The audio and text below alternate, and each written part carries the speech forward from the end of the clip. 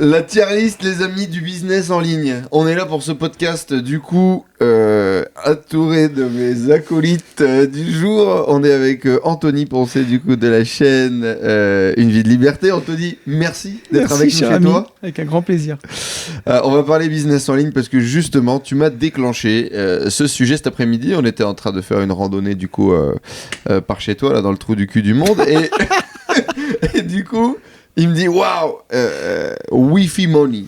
Il me dit c'est la Wi-Fi money, c'est l'argent grâce à Internet. Et il me dit tu te rends compte, je peux gagner plus de 400 jusqu'à 3000 euros par mois uniquement en faisant un business qui est complètement insolite dont on parlera juste après, que très peu de gens font. Et on a également Étienne qui est avec nous, qui a fait cette randonnée, qui est un pote à moi, qui est e-commerçant et qui s'appelle Pépouze.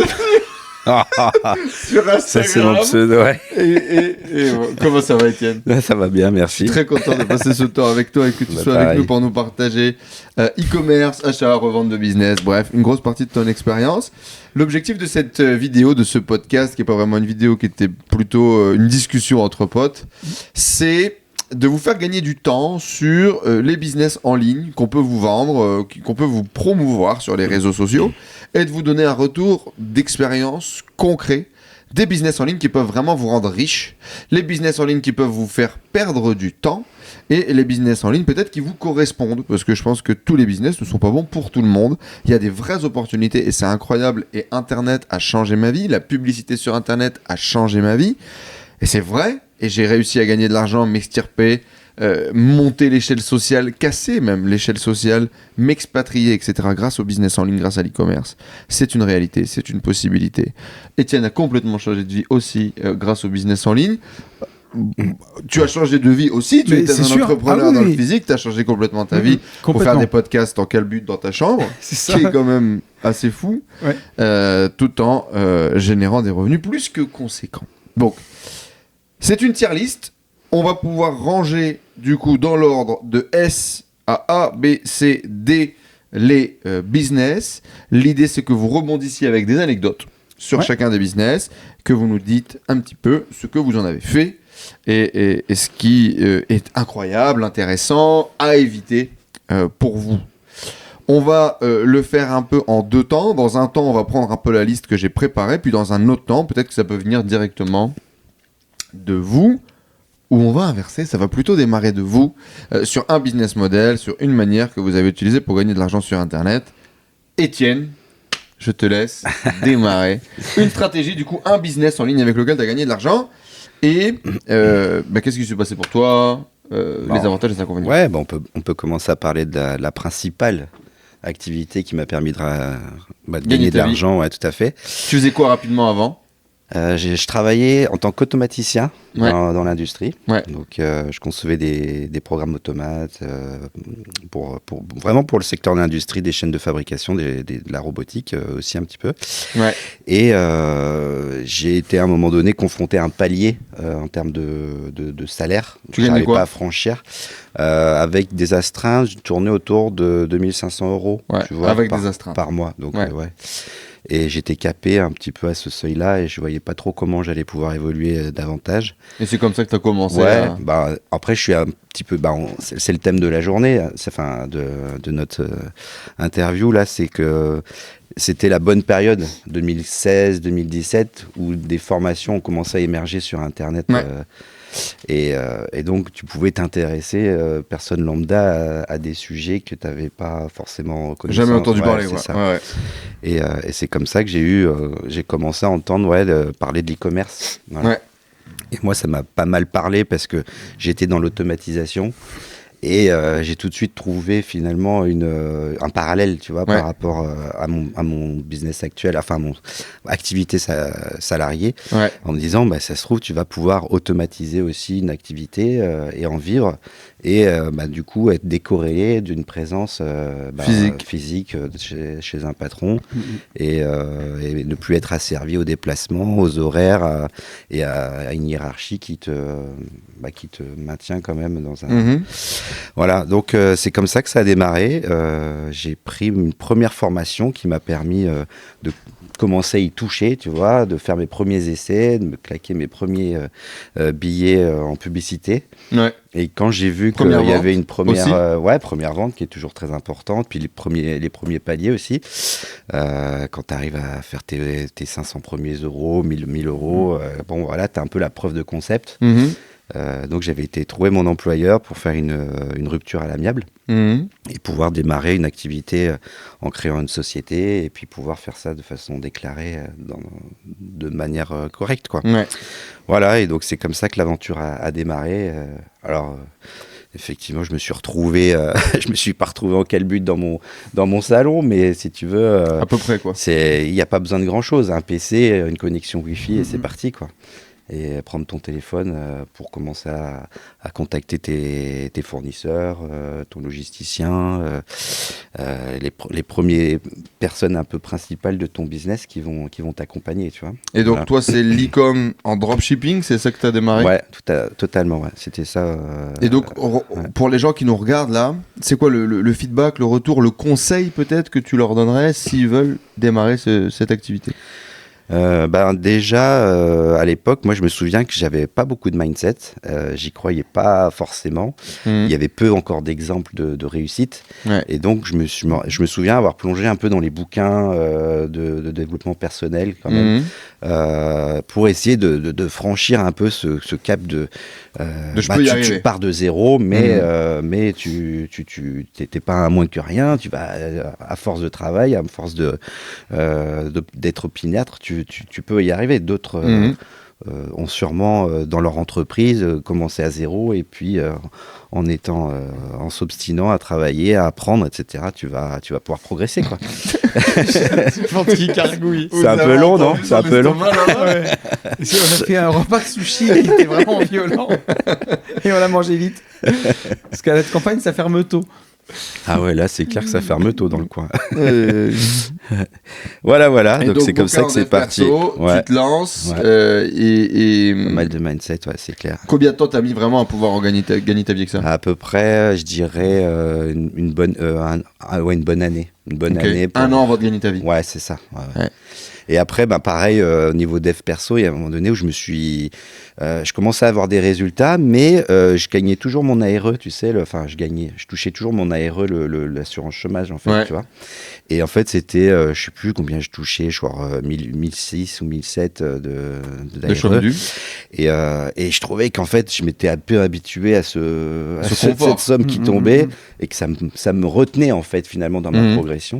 Et quand j'ai commencé à bien exploser pendant le Covid, le premier confinement, tu vois. Là, je commence à faire vraiment des beaux chiffres, tu vois. Et c'est là que j'ai en fait suspendu l'ARE en me disant, allez, tu brûles les bateaux, ça va te forcer à aller de l'avant. Et voilà, c'est vrai que ça a été efficace, quoi. Ça a été efficace. Et après, j'ai pu vraiment atteindre des niveaux de salaire qui ont quasiment doublé, voire triplé. Ce que tu gagnais avant. Ouais, voilà, c'est ça. Donc, j'ai pas trop. Et du coup, un conseil pour ceux qui auraient envie de s'intéresser à ce business model? C'est quand même un business qui est assez facile d'accès. Donc, t'as pas besoin de gros apports pour démarrer, tu vois. Il te suffit d'avoir entre 1500 euros, 2000, avec déjà des bons conseils, une petite formation, tu peux commencer à te dépatouiller, quoi. Super. Alors, moi, ça a été à l'époque, en 2017, où c'était vraiment le début du e-commerce. Il y avait quand même une certaine folie sur les réseaux. Les gens achetaient vraiment beaucoup. La publicité était très impactante, très vite. Et pas cher. Et pas cher, voilà. Donc, ça surtout. Et puis, maintenant, ça s'est quand même un petit peu plus professionnalisé, on va dire. Complètement.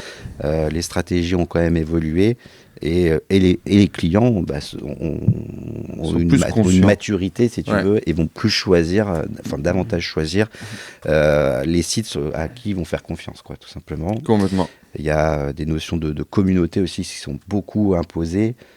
Les gens adorent suivre des personnes influentes et vont par cet intermédiaire leur faire confiance parce qu'ils la connaissent et acheter davantage chez eux parce qu'ils sont en accord avec les valeurs qui sont véhiculées par l'influenceur ou par la marque, parce que maintenant on a quand même beaucoup de fondateurs de marques qui se mettent en avant et qui expliquent pourquoi ils ont créé leur marque et qu'est-ce qu'ils véhiculent grâce à leur marque, les produits qu'ils vendent, qu'est-ce qu'ils veulent transmettre.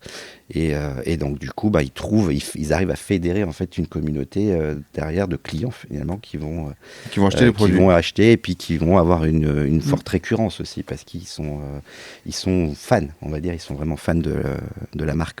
Voilà. Comment tu le placerais dans la tier list? Alors, tu as des S, A, B, C, D. Et rappelle-moi c'est S, A, B, C, D. S, c'est le meilleur. Ok. A, c'est juste en dessous, quoi, tu vois. Ouais. Genre excellent, très bien, bien, bof, passable, tu vois. Écoute, je le mettrais dans la catégorie A, je pense, à mon avis. Pourquoi pas S, du coup? Parce que je connais pas tous les business qui existent et qu'il y en a sûrement un qui va battre celui-là. Voilà. Ok, très bien. T'as essayé, toi, Anthony? Non, jamais. J'ai jamais fait de e-commerce dans ce sens-là. Ma femme en fait. Ouais. Elle fait de l'arbitrage. Sous une autre forme, on en parlera juste après, exactement, de l'arbitrage. Mais moi, j'en ai jamais fait. Ok. Bon, moi j'en ai fait un peu du coup, c'est ce qui m'a permis de gagner ma vie, puis c'est comme ça qu'on s'est rencontrés avec Étienne. Ce que je pourrais vous conseiller, donc mon histoire, je ne vais pas la refaire ici, mais en gros, j'étais salarié dans une agence web, donc je voyais tout ce qui se passait en coulisses pour beaucoup de business en ligne, et notamment des business e-commerce. Et j'ai eu envie de me lancer, j'ai vu cette fameuse publicité d'un mec à l'époque qui disait « Vous allez gagner $500 par jour en moins de 3 mois ». C'est super facile, vous trouvez le produit sur AliExpress, vous faites une capture d'écran, vous le mettez sur Facebook, $5 par jour et vous allez faire des ventes. Et c'est vrai, putain, ça faisait des ventes. Par contre, j'ai mis 9 mois avant de faire ma première vente, donc c'était pas aussi facile que ce qu'on m'avait vendu. Et j'ai mis 1 an à vraiment commencer à gagner ma vie, plus ou moins comme toi. Donc après cette première vente, ça a été assez rapide. Et j'ai mis 2 ans finalement à faire mon premier $1 million de chiffre d'affaires. Donc après, c'est vraiment exponentiel pour le coup. Et ça m'a permis de voyager autour de la planète, de commencer vraiment cet entrepreneuriat, cette liberté et découvrir le business en ligne et toute la vie qui va avec derrière. Ce que j'aimerais vous dire, si vous êtes intéressé par cette activité, c'est faites attention, il y a beaucoup de sirènes sur Internet, il y a beaucoup de gens qui vous chantent énormément de louanges. L'e-com en dropshipping, c'est cool parce que c'est du dropshipping. Ça veut dire qu'on n'a pas besoin d'investir tout le stock au départ et c'est une vraie opportunité de marché pour pouvoir se lancer. Maintenant, s'il y a une opportunité de marché parce que c'est facile de se lancer, ça veut dire qu'il y a plein de cassos qui se lancent en même temps que vous et donc ça augmente les coûts publicitaires. Vous devez comprendre que quand on fait de la publicité sur Internet, c'est un système d'enchères et donc plus on est à enchérir, plus ça va coûter cher. Et donc, à l'époque, ça nous coûtait 4-5 balles. Sur Facebook, par exemple, de trouver un client. Des CPA à 5 €, c'était possible. On faisait des retours sur investissement publicitaire à x4, à x5. Ouais. C'était dispo.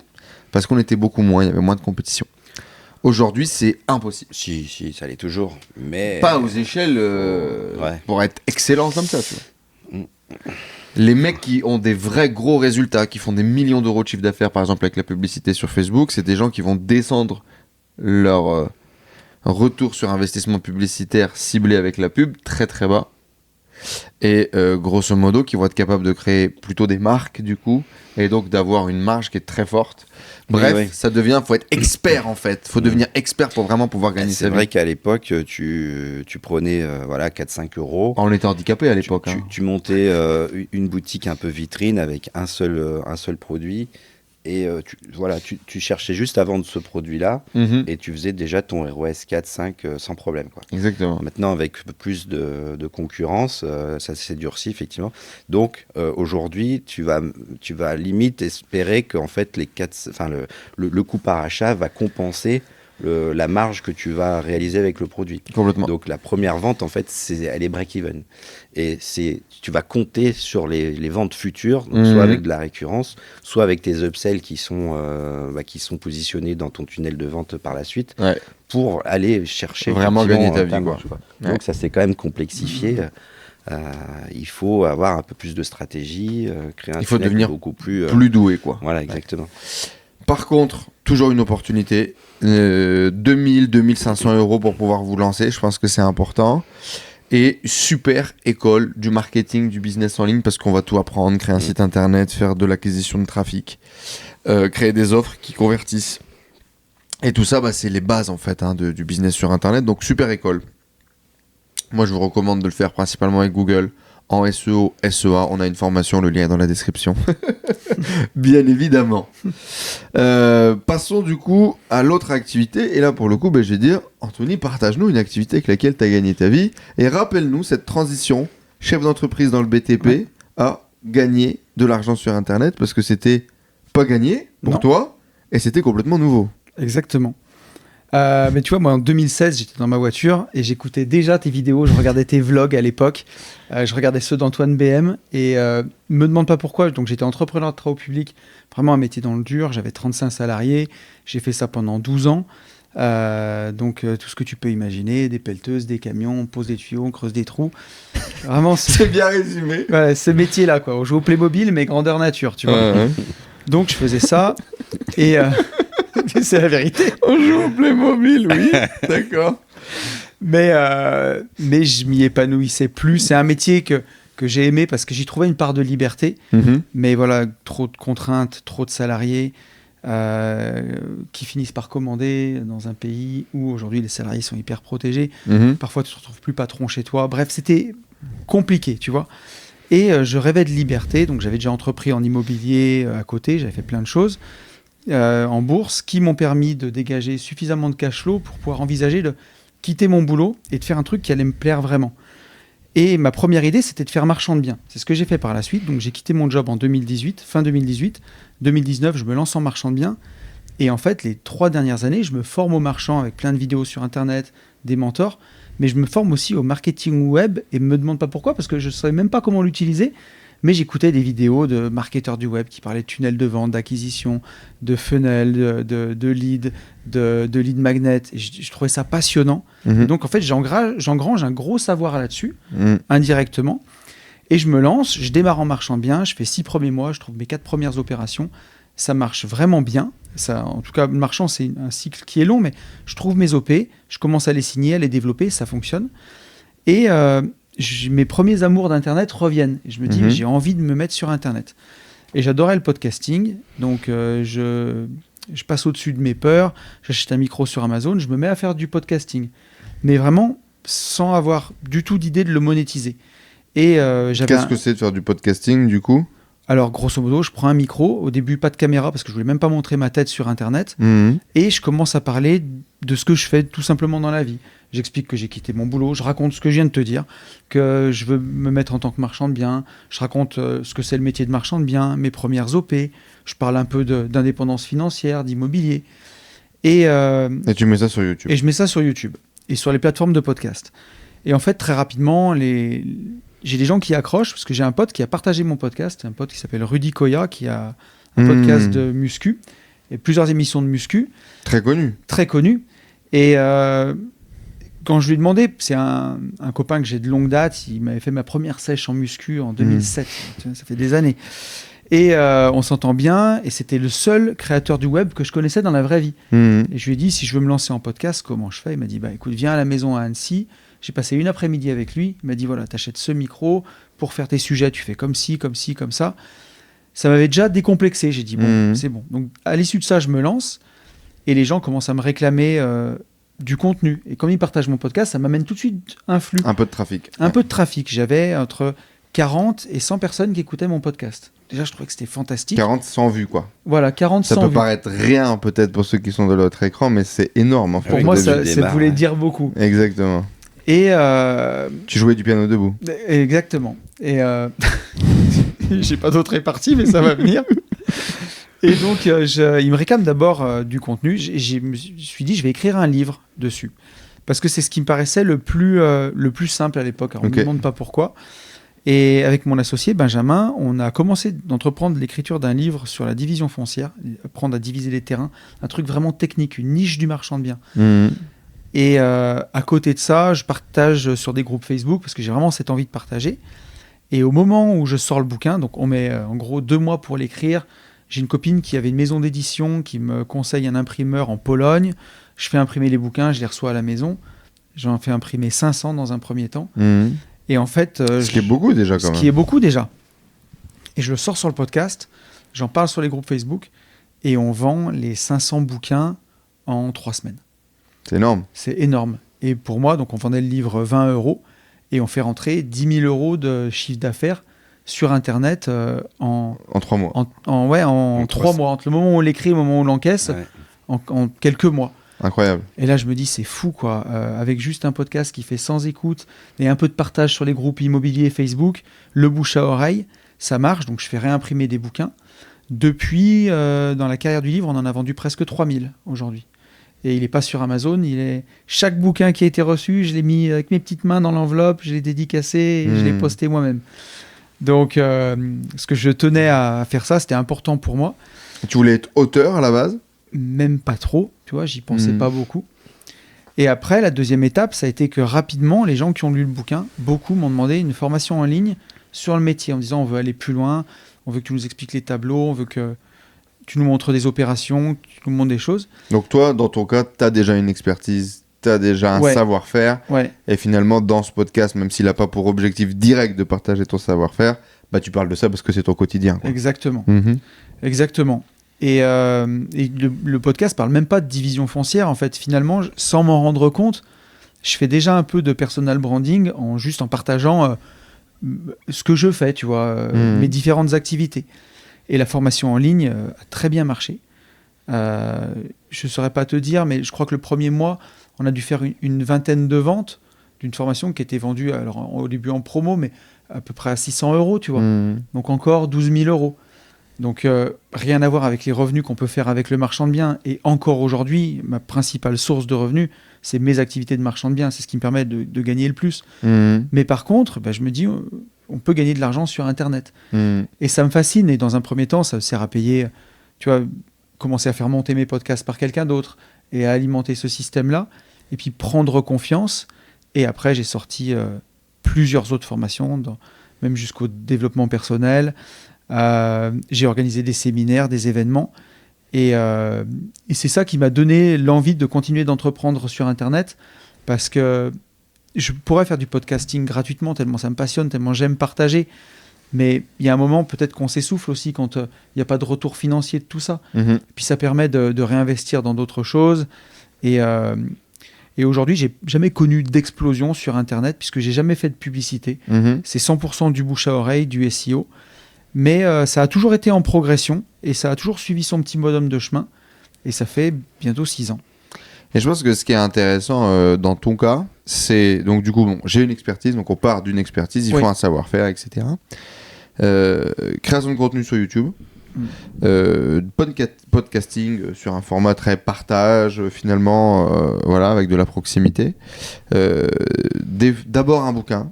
Donc vente d'un livre physique, puis ensuite infopreneur, c'est comme ça qu'on les appelle aujourd'hui, vente de formation, donc des infoproduits, des formations digitales, et pas de tunnel de vente compliqué. Non. Une discussion, un contenu podcast, un lien, une page de vente, tu cliques sur le bouton, tu payes en ligne, et tu reçois une formation vidéo sur un espace membre, quoi. C'est le plus simple possible, très peu de technique, pas de publicité, un marketing qui reste sobre, simple, pas de fioriture, pas de prise de tête, pas de machin, pas de truc. Je suis vraiment de l'école Antoine BM, Jean Rivière, enfin plutôt Jean Rivière, Antoine BM, tu vois. C'est vraiment les gens qui m'ont le plus percuté à cette époque où j'écoutais ça dans la voiture. Et c'est aussi ce qui te va, parce que aujourd'hui, il y a plein d'autres manières de faire. Bien sûr. Mais toi, tu restes sur ce modèle-là, finalement, le plus simple possible, j'ai envie de dire. C'est un modèle qui demande du temps parce qu'il faut créer beaucoup de contenu gratuit, malgré tout, pour alimenter la communauté. Et c'est un truc que tu peux pas te forcer sur long terme. Si t'aimes pas ça, je pense que tu peux pas le forcer. Mais c'est un modèle qui coûte pas cher en pub, du coup, pour le coup, parce qu'il y en a pas. Avec des marges super élevées. Et ben avec des marges super élevées, pour le coup, par contre. Donc c'est très intéressant. Et tu vois, j'ai toujours eu des idées de nouvelles formations. Puis chaque fois que tu progresses dans l'investissement, tu découvres des nouveaux trucs, des nouvelles techniques aussi. Et je pense que je suis aussi un peu ovni là-dedans puisque la plupart des gens qui font un peu la même chose que moi, des infopreneurs, ils se concentrent quand même sur beaucoup les débutants, tu vois. Essayer de vendre des choses à des gens qui débutent dans l'investissement. Et moi, la plupart de mes produits s'intéressent à des gens qui ont déjà investi. S'adressent à des gens qui ont quelques biens jusqu'à plusieurs millions de patrimoine. Vraiment, plus avancé, quoi. Je pense plus avancé. Comment tu rangerais, du coup, je vais appeler ça l'infoprenariat organique, parce qu'on va parler un peu de l'infoprenariat publicitaire qui est complètement différent. Moi, je te dirais que je le mets en S, parce que aujourd'hui, maintenant que j'ai bien pris l'habitude de créer du contenu et que j'ai une équipe, finalement, si je fais juste marchand de biens, c'est mon métier, je le fais. Mais il suffit que je mette une caméra quand on va visiter et qu'on se filme et qu'on parle de ce qu'on fait pour que je puisse réunir des gens pour leur expliquer, parce que on a beaucoup parlé de PNL tous les deux ces derniers jours. J'ai vraiment ce besoin d'apprendre des choses, les comprendre et les transmettre. Et donc, en fait, c'est juste de sortir mon téléphone, filmer, documenter ce que je fais, le publier sur YouTube, qui amène du monde. Je le fais déjà de toute façon, donc autant le filmer. Et donc, c'est pour ça que je le mettrais en S, parce que l'effort à fournir n'est pas si important quand on a déjà l'expertise et qu'on fait le truc, je trouve. Qu'est-ce que tu dirais à quelqu'un qui s'intéresse de se lancer sur ce modèle-là et peut-être qu'il y a des questions, qu'il y a des croyances? Qu'est-ce que tu pourrais lui dire? Moi, je lui dirais de le faire si on sent qu'on a une expertise, qu'on a envie de la partager. Aujourd'hui, il n'y a plus de barrière à l'entrée. Alors bien sûr, ça amène un paquet de guignols aussi qui font que l'infopreneuriat, les fameux formateurs en ligne, vendeurs de rêves, ont si mauvaise presse. Mais moi, je trouve que c'est un beau métier quand on a envie de le faire bien. Et il ne faut pas hésiter à se lancer aujourd'hui avec un simple téléphone, un petit micro qu'on achète sur Amazon, des trucs pas chers. Moi, je me suis lancé avec 60 €. Aujourd'hui, on a tous les outils en ligne, des plateformes comme System.io, même si ce n'est pas la plus ergonomique, ce n'est pas la plus belle, c'est pas cher. Pour sortir sa première formation, c'est même gratuit. Donc aujourd'hui, il n'y a pas de barrière à l'entrée. Pour partager du contenu sur YouTube, c'est pareil. Les téléphones filment assez bien, bien sûr, qu'avec des belles caméras, des réflexes, on fait des choses bien plus belles. Mais un simple téléphone... Tu continues à te filmer au téléphone, par exemple? Moi, je continue à me filmer au téléphone, ça fait 6 ans. Alors, j'ai acheté des lumières, et puis ce qu'il faut, c'est avoir un son qui soit bien, parce que si le son est nul, les gens vont vraiment zapper. On pardonne plus facilement une mauvaise image qu'un mauvais son. Complètement. Donc, ayez un bon son, et surtout... faut plus avoir peur. Aujourd'hui, n'importe qui crée du contenu. Tout le monde se filme, se met sur Instagram, TikTok. Encore il y a 6 ans, quand je me suis lancé, youtubeur, les gens avaient envie de rire. Surtout youtubeur à 38 ans. Quand tu démarres à 38 ans, tu vois, les gens avaient envie de rire. Aujourd'hui, ça choque plus personne. Tu vois. Donc, faut pas hésiter à se lancer. Je connais personne qui n'ait pas persévéré plus de 6 mois, qui n'ait pas réussi à faire des ventes et à gagner de l'argent. C'est très bien résumé. Moi, je trouve que le format avec lequel tu le fais, il est particulièrement intéressant parce que tu le fais dans le kiff, tu le fais dans la passion. Tu as aussi beaucoup d'événements aujourd'hui.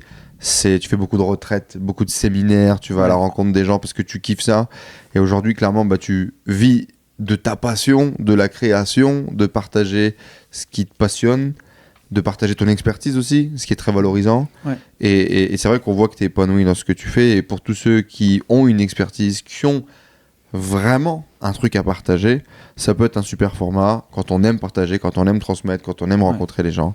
Et les conseils, c'est que le marché il est hyper saturé aujourd'hui parce qu'il y a énormément de gens. Alors en fonction de la niche sur laquelle vous voulez bosser, si vous faites du tricot, il y a beaucoup moins de monde, hein, bien sûr, mais si vous faites des trucs comme l'immobilier, gagner de l'argent ou je sais pas quoi, il y a énormément de monde. Donc se différencier en rencontrant les gens, se différencier en mettant en avant une expertise sérieuse, réelle et montrer peut-être les coulisses, c'est ce qui se passe vraiment, faire les choses et montrer les choses pendant que vous les faites. C'est aussi quelque chose, moi, qui me différencie, je pense, sur ma vente de formation.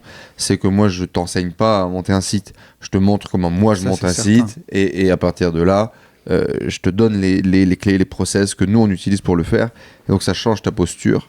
Et donc, voilà, te différencier, faire quelque chose d'authentique et dans lequel tu t'amuses.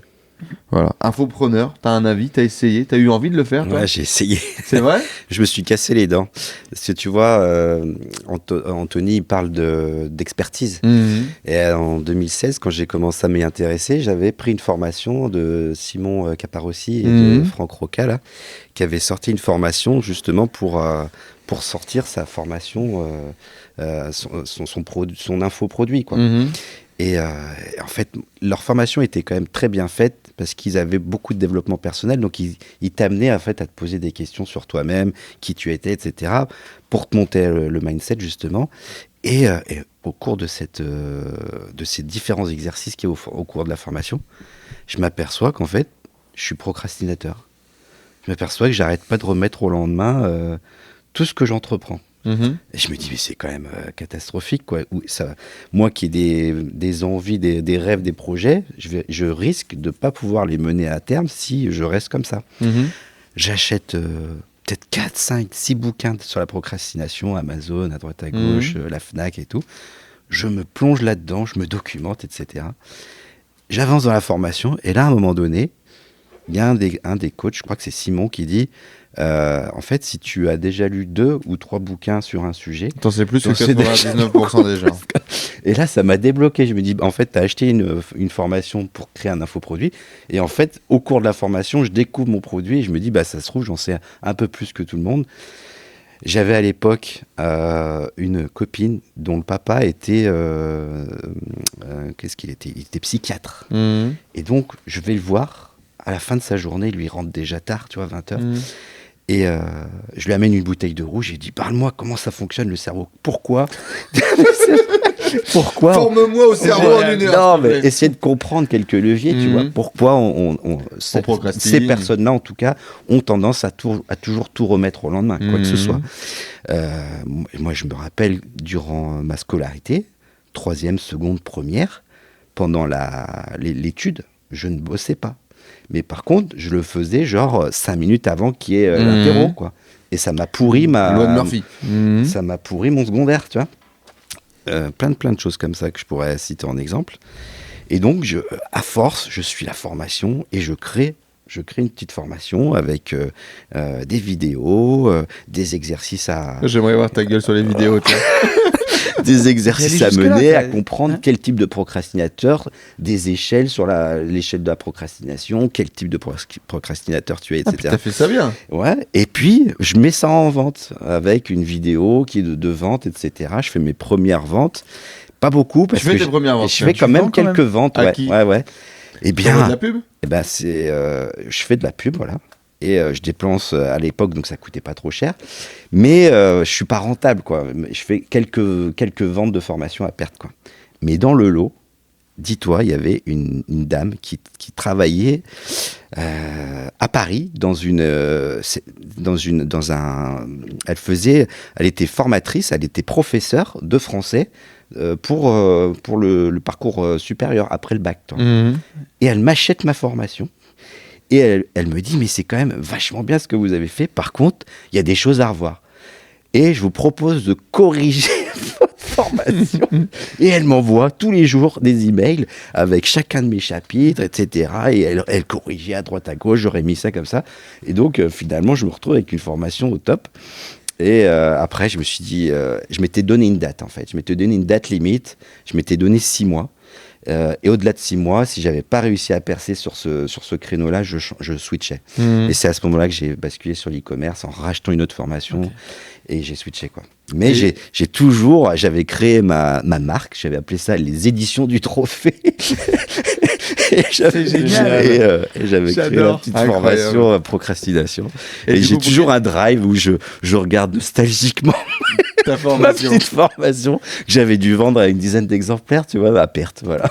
Et c'était rigolo. Mais pourquoi tu penses que ça n'a pas marché et par manque qu'est-ce que t'en tiens comme conclusion ? À l'époque, je pense, par manque de formation en termes de marketing, c'était encore tout frais, tu vois. Et j'ai peut-être manqué un peu d'encadrement, peut-être j'étais pas à grand-chose, tu vois. Mais c'était pas viable à l'époque, j'avais très peu de ressources, en fait. Donc, je pouvais pas, en fait, me permettre de claquer 500 € tous les mois en publicité. Je l'ai eu fait pendant un petit moment. Comment ? Si ton produit il était bien, c'était peut-être juste ton marketing, ta page de vente. Ouais, c'est ça, mais j'avais pas de trafic. Ouais. J'avais très peu de trafic. Donc tu dois faire de la pub. C'est là que je te dis, c'est différent. Quand tu fais de la pub, c'est pas le même business, quoi. Non. Tu mets 500 balles, si t'as généré 400, t'as perdu 100. Mais alors, c'est déjà des bons indicateurs pour le coup quand tu te lances. Hein. Ouais. Puis peut-être qu'il y avait un problème de positionnement sur le prix. Tu vois, à l'époque, dans la formation, on disait, c'est un petit infoproduit, on ne le met pas trop cher. Je crois que j'avais mis ça à 39 €, quelque chose comme ça. Et peut-être que le prix était complètement décorrélé de ce que ça, mes pages de vente, ça valait. Elles sont éclatées. Mais les gens parce que c'est moi qui les ai faites, et avec mon petit cœur, mais les gens qui me connaissent, je les ai convertis dans le podcast. C'est ça, ils ont écouté. Ils m'achètent à la confiance. 4 heures d'Anthony, et donc ils se disent. Pardonne la page de vente. Il est super ce mec. C'est ça. Oui, mais parce que tu as fait le travail en amont. Voilà, c'est ça surtout. Mais c'est sûr que si tu connais pas et que tu envoies du trafic froid dessus, la page, il faut vraiment qu'elle soit bonne. Quoi. Ouais. Du coup, on va tout de suite faire un peu le parallèle avec l'infopreneur dans sa version la plus ultime, la plus aboutie, un Yomi Denzel par exemple, ou peu importe qui d'autre que vous pouvez connaître qui vend des formations aujourd'hui. C'est un métier à temps plein. Ouais. Un mec comme Yomi Denzel ne fait que ça pour le faire très bien. Et tu deviens expert de la création de contenu sur toutes les plateformes, notamment d'abord sur une. Par exemple, un Stanislas Leloup de Marketing Mania, qui est la plus grosse chaîne marketing française. C'est un type qui est expert en création de contenu, expert en marketing pour mettre en avant et faire des vidéos qui sont impressionnantes de justesse, de pertinence. Et derrière, c'est un type qui est un barjot de la pédagogie, qui adore transmettre et qui fait des formations qui sont les plus pertinentes possibles pour ses clients. C'est d'ailleurs pour ça aujourd'hui qu'il a développé un logiciel d'ailleurs pour faire ça. Et c'est vraiment un métier à part entière. Donc, en fait, les excellents du marché sont des mecs, c'est leur métier. Et donc après, tu as plein de différentes phases. La publicité, le marketing, la création de contenu. Il faut devenir excellent dans tous ces milieux-là. C'est pas facile. C'est pas facile. On a une super formation, nous, qu'on vend pas beaucoup. On doit faire entre 5 et 10 ventes max par mois. Alors c'est cool, hein, ça fait effectivement entre 10 et 30 000 € par mois de CA. Ce qui pourrait paraître être bien, parce que les marges sont intéressantes, mais parce qu'en fait, il faut vraiment générer beaucoup de trafic, et pour générer beaucoup de trafic, il faut faire beaucoup de publicité, devenir un expert de la publicité, ou il faut faire énormément de vues sur YouTube, et c'est aussi un autre métier, et ça prend énormément de temps. Et typiquement, jongler entre mon business e-commerce et mon business de vente de formation, à un moment donné, on ne pouvait pas, et donc le focus, il a été sur le business e-commerce pour nous, et du coup, tu peux pas être excellent partout et en même temps. C'est sûr. Voilà. Moi, quand j'ai quitté mon taf, à l'époque, en 2016, ce qui m'a vraiment mis une patate, c'est les mecs qui vendaient des PDF. Parce que tu as écrit un bouquin, tu avais une vraie expertise à vendre et tout. Les fameux PDF libres de droit, non, c'est pas ça? Non, les PDF sur les hémorroïdes. Moi, c'est celui qui m'a vraiment marqué. Parce que deux choses. Nous, on travaillait comme des bêtes du lundi au samedi, parfois au dimanche. On faisait une agence de prestation de services, donc c'était beaucoup de boulot. Tu bossais avec tes clients. Tes clients, ils t'insultaient souvent, tu vois, ça arrivait. C'était beaucoup de taf. Et moi, j'étais salarié, je gagnais 3-4 000 balles par mois, ce qui était déjà cool en tant que commercial à 20 piges, tu vois. Mais on taffait, quoi. Et là, je rencontre des mecs. Ils vendent des PDF sur les hémorroïdes. Ils gagnent 2000 balles par mois, ils bossent 2 heures par jour. C'est magnifique. Le business, c'est... ils ont des blogs, ou ils ont des chaînes YouTube, ou ils ont des sites internet qui positionnent, en fait, sur les requêtes... je sais pas... Qu'est-ce que tu tapes quand t'as des hémorroïdes sur Google? Hémorroïdes. Soigner tes hémorroïdes. Ouais. Hémorroïdes, j'ai mal au cul. C'est ce que j'allais dire. J'ai mal au cul, j'arrive plus à m'asseoir. Oui. Oui, ma chaise me cher, fait mal. Ils doivent pas mettre cher les mots-clés, non. Coussin hémorroïdes, ça c'est un produit en dropshipping, c'est un produit pour toi, ça. On doit en vendre ça, je dois en vendre des coussins pour hémorroïdes. C'est sûr. Et en fait, les mecs ils vendent des PDF. Donc vendre un PDF, ça veut dire que un jour, tu as écrit un PDF. Ouais. Alors, écrire un PDF, je caricature peut-être un peu. Des fois, les gens ont vraiment écrit un bouquin. Des fois, il y a une vraie méthode. Des fois, il y a des vraies informations. Il n'y avait pas de ChatGPT à l'époque. Il n'y avait pas de ChatGPT, donc c'était un peu de taf. Mais aujourd'hui, avec ChatGPT, c'est encore un autre taf. Ouais. Et une fois que les gens ils achètent ton PDF à 10 balles, ou 20 balles, ou 30 balles, ou 50 balles, tu leur envoies un email avec le PDF. Merci, à bientôt. Il n'y a pas de service client. Il n'y a rien, quoi. C'est fini. Et tu as gagné 50 balles. Et moi, ce qui était génial et fou à ce moment-là, c'était tu fais quelque chose une fois et tu peux le revendre à l'infini ou presque. Ça m'a retourné le cerveau.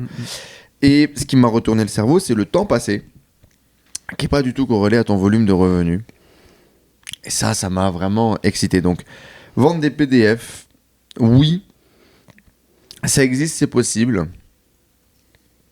Je connais pas des gens qui font que de la vente de PDF aujourd'hui. J'en connais plus. Je pense que ça a dû tomber un peu dans les oubliettes, quoi. Maintenant, l'accès à l'information, il est quand même différent. Ouais, maintenant il y a plus de la vente de formation, de vidéos, de méthodologie, et donc on revient plus sur l'activité que nous a présenté Tony juste avant, mais c'est quand même assez fou, quoi. J'allais dire, celui qui l'a vraiment mis en avant, la vente de PDF, c'est Tim Ferriss au départ, dans la semaine de 4 heures. Complètement. Où il en parlait, et moi je me rappelle que j'avais lu la semaine de 4 heures, quand moi c'était la semaine de 70 heures, et ça m'avait percuté. Alors lui, il prenait l'exemple d'une prof de yoga, ou je sais plus quoi, tu vois, qu'il fallait que ce soit niché. Je m'étais dit, mais j'ai envie de faire ça, j'ai envie d'écrire un bouquin et sur le yoga, le vendre. Ouais, j'aurais pu écrire sur les hémorroïdes, moi aussi, pour prendre 2000 € à l'époque. C'est ça qui était aussi intéressant, c'était que tu n'avais pas besoin particulièrement d'avoir une expertise très précise sur un sujet pour pouvoir commencer à gagner ta vie. À la Étienne qui fait une formation sur la procrastination, quoi. Ouais, exactement. Parce que tu viens de l'apprendre. À l'époque, c'était plus vrai parce que il y avait moins de concurrence. Encore une fois, aujourd'hui, je pense que il faut être un peu plus sérieux. Plus personne n'achète un e-book, je pense, comme ça sur une page de vente. Franchement, je sais pas. Ouais. Je sais pas. Les gens achètent des formations en ligne. Non, mais ça doit peut-être encore arriver un petit peu, mais bon, c'est... Bah, si on prend un autre modèle sur les PDF, c'est Kindle KDP. Ouais. Kindle KDP, c'est du coup des bouquins vendus sur Kindle. Ouais, complètement. C'est un PDF au final. Imprimé à la demande, même pas. Bah si. Alors, ça peut être imprimé à la demande, mais pas que. Ça peut être un Kindle, que tu l'achètes sur ton Kindle pour le lire en digital. Ah oui, effectivement, ouais. Et donc, là, c'est de la vente de livres, tu deviens un auteur. Mais en fait, moi, derrière ça, c'était « Ah ouais, mais faut avoir des choses à raconter. » Et là, en fait, non. J'ai rencontré des mecs qui sont devenus experts dans le fait de savoir quelles sont les recherches de livres que les gens recherchent, quels sont les livres qui se vendent le plus. Et donc, en gros, c'est souvent de la romance érotique, d'ailleurs, en général, qui se vendent. C'est assez drôle, mais c'est comme ça.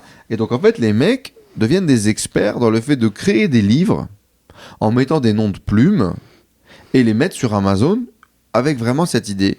Offre, demande, je réponds à un besoin, je crée une belle couverture qui donne envie, un bon titre, et en gros, des vampires de 16 ans qui roulent des pelles à des loups-garous de 17 ans, quoi. C'est un peu ça l'histoire. On reprend tous les trucs qui cartonnent un peu, les 50 nuances de gris. Il y a des 50 nuances de violet, 50 nuances de jaune, 50 nuances de rouge. C'est pas une grande intrigue, quoi. Non. Et ça marche. Et j'ai rencontré des gens qui ont fait des millions d'euros de chiffre d'affaires en faisant du Kindle KDP et donc du coup en vendant des PDF finalement sur un autre format, un petit peu différent, mais ça marche aussi. Alors, j'ai pas d'avis sur Kindle KDP parce que j'ai jamais gagné d'argent avec. J'ai vu des gens gagner de l'argent avec. Je sais que c'est possible. C'est pas si facile, mais c'est pas non plus si difficile. J'en sais rien. Testez-le et vous m'en direz des nouvelles. Mais en tout cas, voilà, la vente de PDF aujourd'hui, je sais pas trop ce que ça vaut et si c'est vraiment d'actualité. Une des stratégies qui m'a permis de gagner de l'argent quand j'ai démarré, c'est de l'affiliation sur les plateformes de trading. Oui, vous avez le droit de m'insulter et de me bouer dans les commentaires, mais bon, on vient tous de quelque part.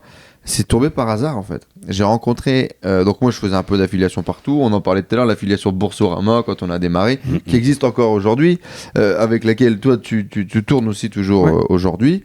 En gros c'est simple, Boursorama à l'époque c'était une des premières banques en ligne en France, ça marchait bien, c'était facile, et quand tu invitais quelqu'un de nouveau, donc je peux te dire mon père, ma mère, mes cousins, n'importe qui, c'était 80 € pour le parrain, 80 € pour le filleul. C'est ça.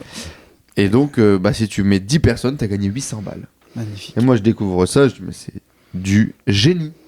Et donc, j'ai gagné 2 ou 3 000 balles avec cette stratégie. Ah ouais, je l'ai poussé. T'avais une grande famille. J'avais une grande famille, et en fait, j'allais à des événements d'entrepreneurs, et je parrainais tout le monde. Parce que le mec, en fait, il suffisait qu'il crée un compte et qu'il dépose 20 balles, je crois, pour débloquer le bonus, etc. Bref. Et donc, c'est là que je commence à découvrir un petit peu l'affiliation au début.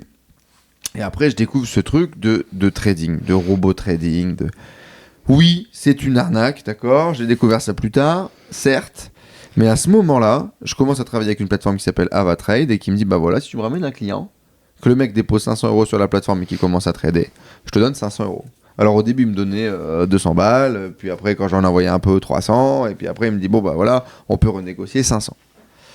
500 balles quand j'ai amené un client. Et donc, c'est le premier virement à 4 chiffres que j'ai reçu du business en ligne. C'est l'affiliation de trading. Et c'est d'ailleurs important que vous le sachiez parce que tous les mecs qui parlent de trading sur YouTube, sur Instagram, etc., une grosse partie de leurs revenus, c'est d'être affiliés avec ces plateformes-là. Notamment beaucoup d'influenceurs à Dubaï, les ZK, les Mohamed machin, etc. Là, tout ce groupe-là, Marc Blatta, bon, je les connais pas tous parce que ça m'intéresse pas vraiment, mais en gros, ces mecs-là qui vous montrent un lifestyle, les Mercedes, les Lambo, les machins, c'est pas des traders, ils savent pas trader, ils bitent rien, ils ont appris le vocabulaire, ils vous racontent des histoires, c'est des acteurs, et une grosse partie de leurs revenus, c'est les plateformes qui leur envoient de l'oseille, quoi. Parfois, leur envoient de l'oseille sur le fait d'envoyer un client. Parfois sur les bénéfices du client, personne ne prend cette modalité-là. Les gens prennent sur la perte des clients. Tu peux gagner un pourcentage plus important en misant sur le fait que les gens vont perdre. Et malheureusement, ça a créé beaucoup d'arnaques et beaucoup de problèmes. Donc faites attention à tous ces gens-là en fait, qui sont sur Internet et qui vous racontent ce que vous avez envie d'entendre, qui vous racontent de belles histoires pour pouvoir vous lancer. Donc l'affiliation, c'est intéressant. Mais moi, je le ferais pas comme business principal. Parce que, en gros, si tu fais de l'affiliation, tu dépends des autres. Donc, il y avait l'affiliation Amazon. Au début, tu gagnais quelques pourcentages quand les gens ils passaient par ton lien pour acheter un bouquin. Ah putain, quand tu gagnes 0,2% d'un bouquin à 10 balles, tu vas galérer à gagner ta vie. L'affiliation, moi, j'ai fait des coups sur les outils. Parfois, je gagne quelques centaines d'euros à droite à gauche quand je vois des gens qui utilisent un outil. Ça, c'est bien. Mais je pense que si ton business il dépend que de l'affiliation, c'est un peu de la merde. Moi, j'en ai fait un petit peu. Tu vois, tu parlais de Boursorama et Fortunéo. J'ai une formation sur la bourse qui marche bien. C'est mon best-seller. Et je mets mes liens de parrainage. Et en fait, chaque année, ça me permet de faire 10 parrainages Boursorama, 10 parrainages Fortunéo. Je vis pas avec ça, mais mine de rien, je crois que sur Fortunéo, ça fait 3000 balles. Donc, voilà, c'est super. Ils sont faciles à prendre, c'est gagnant-gagnant avec la personne qui ouvre le compte. Moi, j'utilise les deux plateformes. J'ai PEA chez Fortunéo, Assurance Vie chez Bourso. C'est de qualité, donc c'est super. Et tu vois, la deuxième façon où j'ai réussi à le monétiser, d'une certaine façon, c'est quand tu as de la communauté. Si tu as de la communauté et tu as une expertise que tu n'as pas. Typiquement, tu vois, moi, avec la commu des Gentlemen Investisseurs, un de mes podcasts, crypto, moi, j'ai pas la compétence. Je suis investisseur crypto, mais je peux pas l'enseigner. Et j'ai un pote qui, pour le coup, n'est pas du tout sur Internet. C'est vraiment une personne du quotidien qui a bien réussi en crypto et qui souhaitait, pour les raisons qu'on connaît, garder son anonymat. Pour éviter de se faire homejacker, par exemple. Exactement, et se faire couper les doigts. Je lui ai proposé, et c'est moi qui suis allé le démarcher. Je lui ai dit, mais tu connais tellement ce domaine, tu veux pas me tourner une formation en ligne? Et on la vend.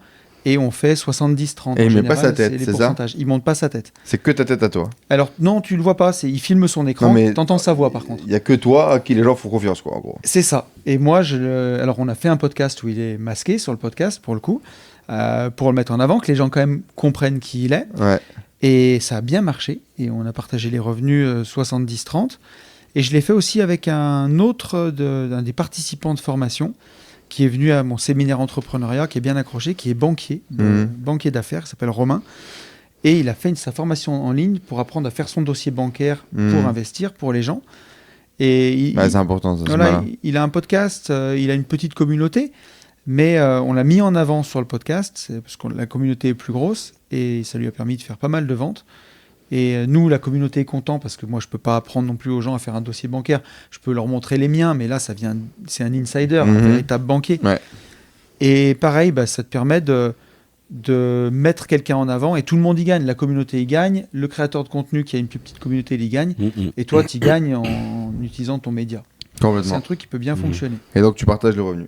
Et tu partages le revenu. C'est mon deuxième gros virement à plus de 4 chiffres du coup. À l'époque, moi j'ai ma chaîne YouTube dans laquelle je partage mes aventures, je partage mes voyages, je commence à faire le tour du monde, je rencontre plein d'e-commerçants, d'entrepreneurs comme ces mecs-là, et puis on discute comme ça autour d'une table, en général un peu alcoolisé ou un peu en voyage, etc. Et je rencontre plein de gens cool, je rencontre plein de gens qui vivent déjà du business en ligne et que moi j'ai envie d'en vivre, donc c'est vraiment une super opportunité pour moi.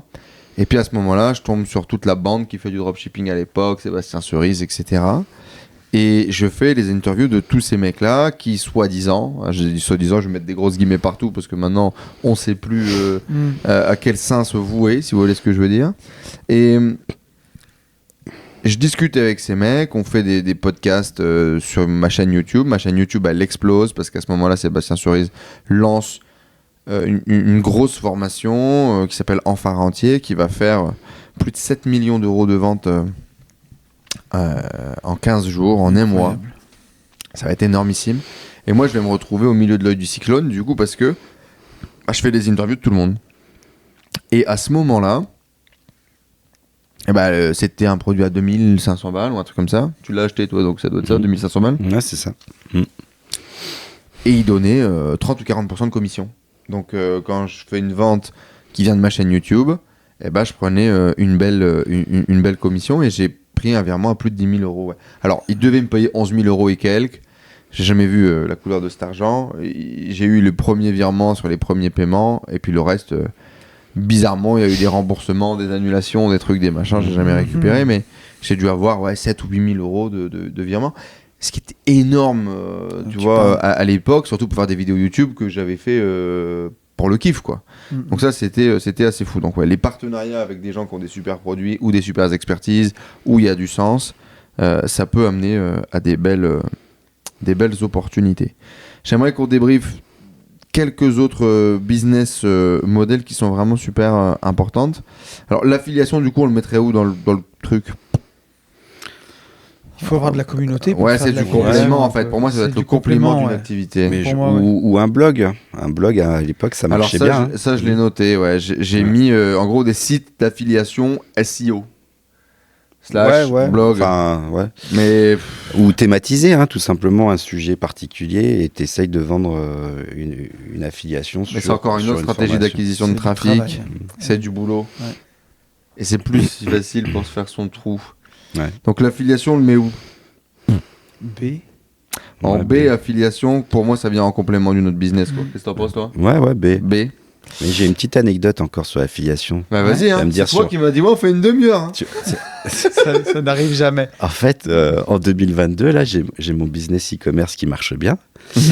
Et je développe justement, je me dis, allez, je vais essayer d'ouvrir, créer comment on appelle ça, une section affiliation sur mon site pour essayer de retrouver, d'acquérir des personnes qui vont distribuer mon produit, quoi. Ah voilà, oui, d'accord, sur ta propre boutique. Donc là, on parle d'un produit e-commerce, d'accord, et d'avoir en gros des gens qui fédèrent leur famille, leurs amis pour vendre mon produit et gagner des coms, voilà.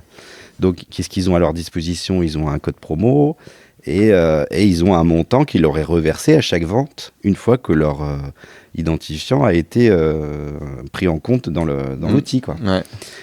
Et à un moment donné, il y en a un qui se démarque vraiment, quoi.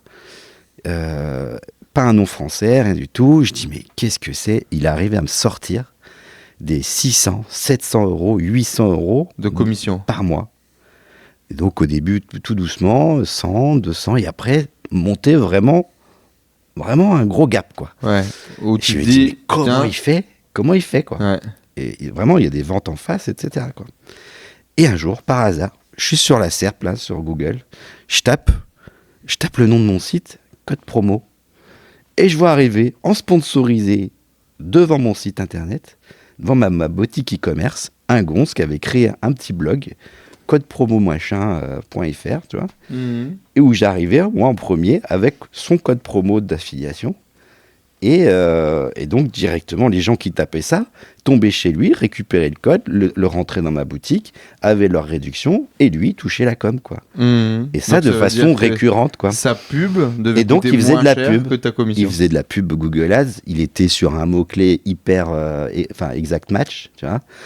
Il devait peut-être enchérir, je sais pas moi, 10 centimes, 20 centimes, et moi, je lui reversais 5 balles, tu vois. Et ça faisait plusieurs mois que ça durait. Le petit malin. Le petit malin. Ouais, donc là, c'est ce qu'on appelle faire du branding, donc des publicités en branding, où il va chercher le mot-clé, donc le nom de la boutique d'Étienne, plus code promo juste c'est après. Ça, que les gens tapent souvent. Ça, ils voient ma pub et il avait fait une page avec le code promo. Et du coup, c'est une bonne idée de business quand même. Ouais. Donc finalement, moi, je vais couper son... c'est du gagne petit. Je vais couper son accès. Tu lui as pas fait un mail ? Je lui ai fait un mail. Où je dis, j'ai découvert un peu le poteau rose, etc. C'est pas comme ça qu'on s'était mis d'accord, tu vois, dans mes conditions d'affiliation. Ouais. Et donc, je vais arrêter son code, en fait. Moi, je connais un gamin qui faisait partie de notre communauté, la tribu, qui a fait 5-6 000 par mois en faisant ça. Ok.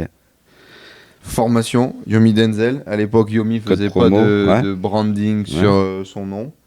Et il se positionnait. Ouais. C'est génial. Donc après, moi, j'ai repris en fait son petit blog en exemple. J'ai remonté le mien. Et là, pour le coup, je me suis mis en perso. Ouais. Je prenais l'affiliation sur ma propre société, tu vois. En micro-entreprise. J'ai continué en micro-entreprise et je me prenais les 500-600 qu'ils prenaient. J'ai dit... Et ça marchait pareil. C'est excellent. T'as copié Exactement. Voilà, c'est une belle histoire. Ok. Comme quoi, il y a des manières de détourner parfois de gagner de l'argent, définitivement. Déclarer. Comme bien sûr, un micro. Toujours. On est déjà sérieux. On déclare tout, n'est-ce pas ? Création. Tu sais que quand tu fais un parrainage Revolut Business, donc avec tes comptes société, et qu'il est réussi, alors c'est compliqué un parrainage Revolut Business. Il faut faire tout le dossier en 15 jours. Donc il faut que la personne que tu affilies, elle bombarde. Mais tu peux choisir de te faire virer la com sur ton compte Revolut perso. D'accord. Que tu déclares bien entendu à la fin de l'année sur ta fiche d'imposition. Bien sûr. Mais tu peux le faire. Tu peux le faire. C'est intéressant qu'il te propose le truc. Ouais, ça m'avait marqué aussi qu'il propose le truc. D'ailleurs, donc voilà, ça fait partie des outils d'affiliation, etc. Parce que on utilise au quotidien la banque. La banque, elle est cool, elle marche bien. Du coup, on propose aux gens de l'utiliser. Ouais. Et je vais regarder, du coup, moi aussi, est-ce que j'avais une affiliation en cours Et pour le coup, là, la semaine dernière, ou il y a 2 semaines, c'était 500 balles. Ah ouais. Mais par contre, il faut qu'elle se speed. Moi, ça m'a rendu fou. On a tourné une petite pub sur le podcast. Moi, j'en ai pas, du coup, tu vois. J'ai tourné une petite pub, parce qu'en gros, tu as un référent business chez Revolut. Chez Revolut Business. Donc, c'est quelqu'un en anglais, mais bon, tu peux vraiment parler avec elle. Tu as un mail et puis faire des réunions Teams et tout. Et je dis, on a un peu de commu, on utilise Revolut Business, on adore. Moi, j'ai 3 sociétés dessus. Est-ce qu'on peut pas avoir un code promo spécial 500 livres. 500 livres en ce moment. Incroyable. Ils m'ont dit oui. Et on a envoyé peut-être pour l'instant une 15aine de personnes. Il n'y a pas un parrainage validé. Parce qu'il faut, entre le moment où tu ouvres, tu fournis tous les documents, tu reçois ta carte bleue et tu fais ton dépôt et ta première dépense, il faut qu'il y ait 15 jours. Putain, ils mettent des conditions aussi un peu hardcore. D'accord. Ils ont récupéré le mec, mais... Exactement. Là, moi, j'en ai 5 et j'en ai aucun, effectivement, qu'à valider. Et chez Conto, alors bon, moi, j'aime moins Conto, mais chez Conto, c'est beaucoup plus facile. Et pour le coup, tu pourrais... du coup, tu les envoies chez Conto ? Non, parce que...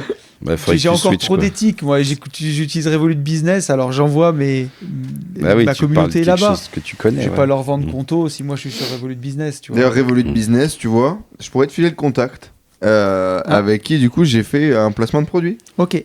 Ils m'ont payé pour faire une pub à l'intérieur d'un podcast. C'est quand même cool, tu vois. Moi, j'ai fait une pub sans être payé, putain. Juste pour récupérer ces affiliations que je n'aurai jamais. Faudra que je te mette en relation. Peut-être ça pourrait les intéresser. Me refaire. Ils ont l'air plus sérieux. Création d'une marque e-commerce. Parce que l'e-commerce en dropshipping, c'est une chose, mais une marque e-commerce, c'en est complètement une autre. Et c'est pas si facile. Est-ce que tu veux nous en parler ? Parce que toi, tu as fait évoluer ton business d'un modèle dropshipping à un modèle e-com. Ouais. Qu'est-ce que ça change ? À quel point c'est plus difficile ou pas ? En fait, c'est la frontière. La frontière, elle est assez mince quelque part. Moi, j'ai eu plusieurs années, pendant 2 ans et demi, un business d'e-commerce classique, si tu veux. Je me suis pas rendu compte que j'étais quand même, à force de publier tous les mois un certain montant, 40, 50 000 euros de publicité, ça en fait des milliers de vues, tu vois, de personnes qui ont vu passer ton produit, quoi. Et sur 2 ans, 3 ans, ça commence à marquer les esprits, plus les ventes que tu fais, le bouche à oreille, les gens qui sont satisfaits, qui viennent voir ton site. En fait, c'est ce rabâchage permanent pendant 2 ans, 3 ans qui fait que, et omniprésent, tu es omniprésent dans la tête des gens, tu convertis des nouveaux clients, et au bout d'un moment, en fait, tu te rends vraiment compte qu'il y a quelque chose qui a pris, quoi. La boule de neige, elle a grossi, et on commence à parler de ton produit. C'est un produit lambda, hein, c'est un produit lambda à la base, mais on commence à appeler ce produit par le nom de ta marque. Tu vois, un peu comme le sopalin pour l'essuie-tout. Et c'est là que tu comprends tes proches, mais même des gens que tu rencontres dans la rue.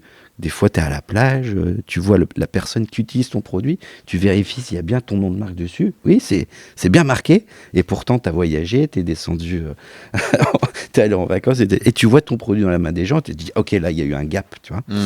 Et c'est là que tu peux vraiment dire que, je pense, la marque est connue. Et donc tu bénéficies en fait de cet effet boule de neige, tu vois. Parce que les gens, en voyant ton produit, le logo, etc., vont s'y intéresser, vont se poser, ah tiens, ça vient d'où? Et ensuite ils vont taper le nom de ta marque et ils vont avoir à ce moment-là toute la preuve sociale que tu as accumulée pendant 3 ans, 4 ans. Je me souviens, quand j'ai vendu mon e-commerce, j'avais combien? J'avais quasiment... de 200 000 avis sur le site, c'était énorme, quoi. Tu vois ? C'est énorme. Après 1000 vidéos de clients qui donnaient leurs témoignages. Et en fait, c'est ça qui convertit après derrière. C'est hyper facile, quoi. Ouais, complètement. Ce que ça change, par contre, contrairement au dropshipping, c'est l'investissement. Si tu veux pas démarrer en dropshipping comme on l'a fait et que tu veux démarrer tout de suite avec une marque, tu sais pas si ton produit va se vendre. T'as pas la validation de ton marché. T'as pas ton test, il est pas fait, quoi. Tu vas partir dans un investissement. Tu vas acheter 100 pièces, 200 pièces, 500 pièces, 1000 pièces d'un produit. Tu vas créer ta marque. Tu vas investir beaucoup d'argent que tu vas mettre sur la table avant même de vendre le premier produit. Je connais plein de gens comme ça qui, dans leur garage, ont toujours du stock. Dédicace à Rafik qui a des stocks de vélos électriques... des trottinettes électriques dans son garage, et en fait il y en a plein parce que les gens ils ont une idée, ils pensent que ça va marcher, etc. Et au final tu finis avec un stock sur les bras. Donc ma recommandation pour moi c'est vraiment toujours de démarrer en drop, de trouver vraiment des produits qui se vendent, de connaître ton marché, de connaître ton avatar, et une fois que tu connais, alors tu peux faire des investissements avec plus de sérénité parce que tu as eu des premières validations marché. Mais créer une marque e-commerce c'est beau, j'en ai créé une récemment et j'ai toujours du stock chez le fournisseur. Donc c'est l'avantage, la possibilité, c'est de te démarquer de la concurrence, de maîtriser ton produit, de faire une fabrication qui soit géniale, de faire un produit qui soit tip-top, de faire un produit qui répond exactement aux besoins de l'utilisateur, parce que tu maîtrises vraiment les besoins de l'utilisateur. C'est de créer quelque chose dont tu es super fier, ce qui n'est pas toujours le cas quand tu vends des produits directement achetés en Chine, etc., en dropshipping. C'est de bâtir une communauté, c'est de bâtir quelque chose qui a une beaucoup plus grosse valorisation et qui est quelque chose de plus sexy, hein, clairement, on va pas se mentir, au risque de rien faire avec et d'avoir perdu de l'argent. Donc, la marque e-commerce, génial, mais quand tu es plus expérimenté, quand tu as plus de données sur le marché, et quand tu as plus de cash aussi, parce que ça peut assez rapidement te coûter 10-15 000 balles, facilement. Ouais, complètement. Et puis, il faut pas idéaliser non plus la marque, la brand, comme on l'a tous un moment fait. Il y a énormément de personnes qui travaillent qui font des chiffres incroyables d'ailleurs, hein. Pas qu'aux États-Unis, même en Europe, et qui sont pas du tout en marque et qui font des chiffres pas possibles. Donc c'est pas forcément à recommander en fait. Voilà. Je pourrais dire que moi par rapport à mon expérience, en tout cas, ça s'est un petit peu imposé au bout d'un moment. Ouais. Mais j'ai jamais cherché finalement à la créer, si tu veux. Ouais. Je pense que c'est à force de travailler sur ton produit, de le faire monter en gamme, de le faire évoluer, de sortir des nouvelles variantes, des nouveaux coloris, faire évoluer l'usage en fait de ton produit avec les retours de tes clients en fait, tu vois, c'est naturellement. Voilà, il n'y a pas forcément d'obligation, tu vois, à se mettre dans ce cadre-là, quoi. Sur la création de la marque, on le met quoi? Moi, je le mettrais en A. Donc, j'ai mis marque comme DTC, direct to consumer. A, au même titre que le drop, parce qu'en fait, il y a des avantages et des inconvénients, mais ça reste une top stratégie pour gagner sa vie sur Internet. les marges sont meilleures que le dropshipping, mais aussi les barrières à l'entrée sont beaucoup plus élevées.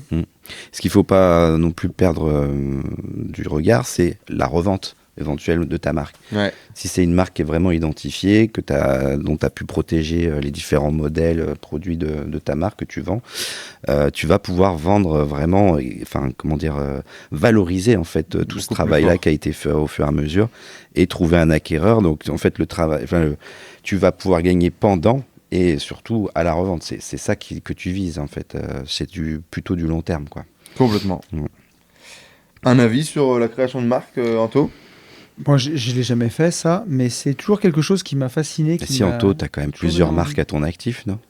Alors, c'est toi-même, ton personal branding. Ouais. Et puis, oui, si tu vas par là, une vie de liberté, c'est une marque d'une certaine façon, ou les gentlemen investisseurs. Oui, c'est ça. On peut le voir comme ça.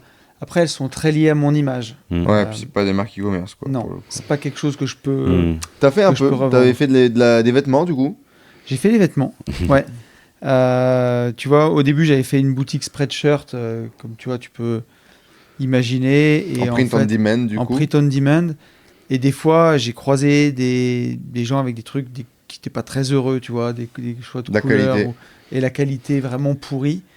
Et du coup, on l'a fait différemment. Aujourd'hui, on travaille avec un fournisseur qui est en Auvergne, un fournisseur de chez nous. Donc, c'est fabriqué, en tout cas brodé en France, chez lui. Et on fait des capsules. C'est-à-dire que on monte une petite page de vente pour un produit. Donc, ça a été un sweatshirt avec un coloris, un logo, et tu n'as que la taille à choisir. Tu ne peux pas trop te tromper. Des casquettes, on a fait, des bonnets. Et on ouvre la boutique pendant 2 mois. On tabasse la publicité dans les podcasts. Les gens peuvent commander. Au bout de 2 semaines, je ferme la boutique. Et là, j'envoie toutes les commandes. Et c'est pas un truc où tu gagnes de l'argent. C'est plus... pour animer la communauté. Pour animer la communauté, exactement. Des petits cadeaux. Mais par contre, au moins, j'ai pu m'assurer de la qualité des produits. Et à chaque fois, on a fait des trucs vraiment bien. Les bonnets, ils sont chouettes. C'est le bonnet que tu avais hier, aujourd'hui pour la randonnée, quoi. Exactement. Le bonnet est de qualité, je l'ai lavé plusieurs fois, tu vois, ça tient. Les casquettes sont vraiment bien, la coupe, elle est jolie. C'est pas un truc de merde. Le sweatshirt, pareil, c'est de la super cam. Et au moins, les gens peuvent les garder. Ouais. Et voilà. Sur la création de marques e-commerce, je voudrais embrayer tout de suite sur la création de marques Amazon. Parce que Amazon FBA, c'est super sexy. J'ai plein de potes qui vivent de ça. Moi, je l'ai jamais fait.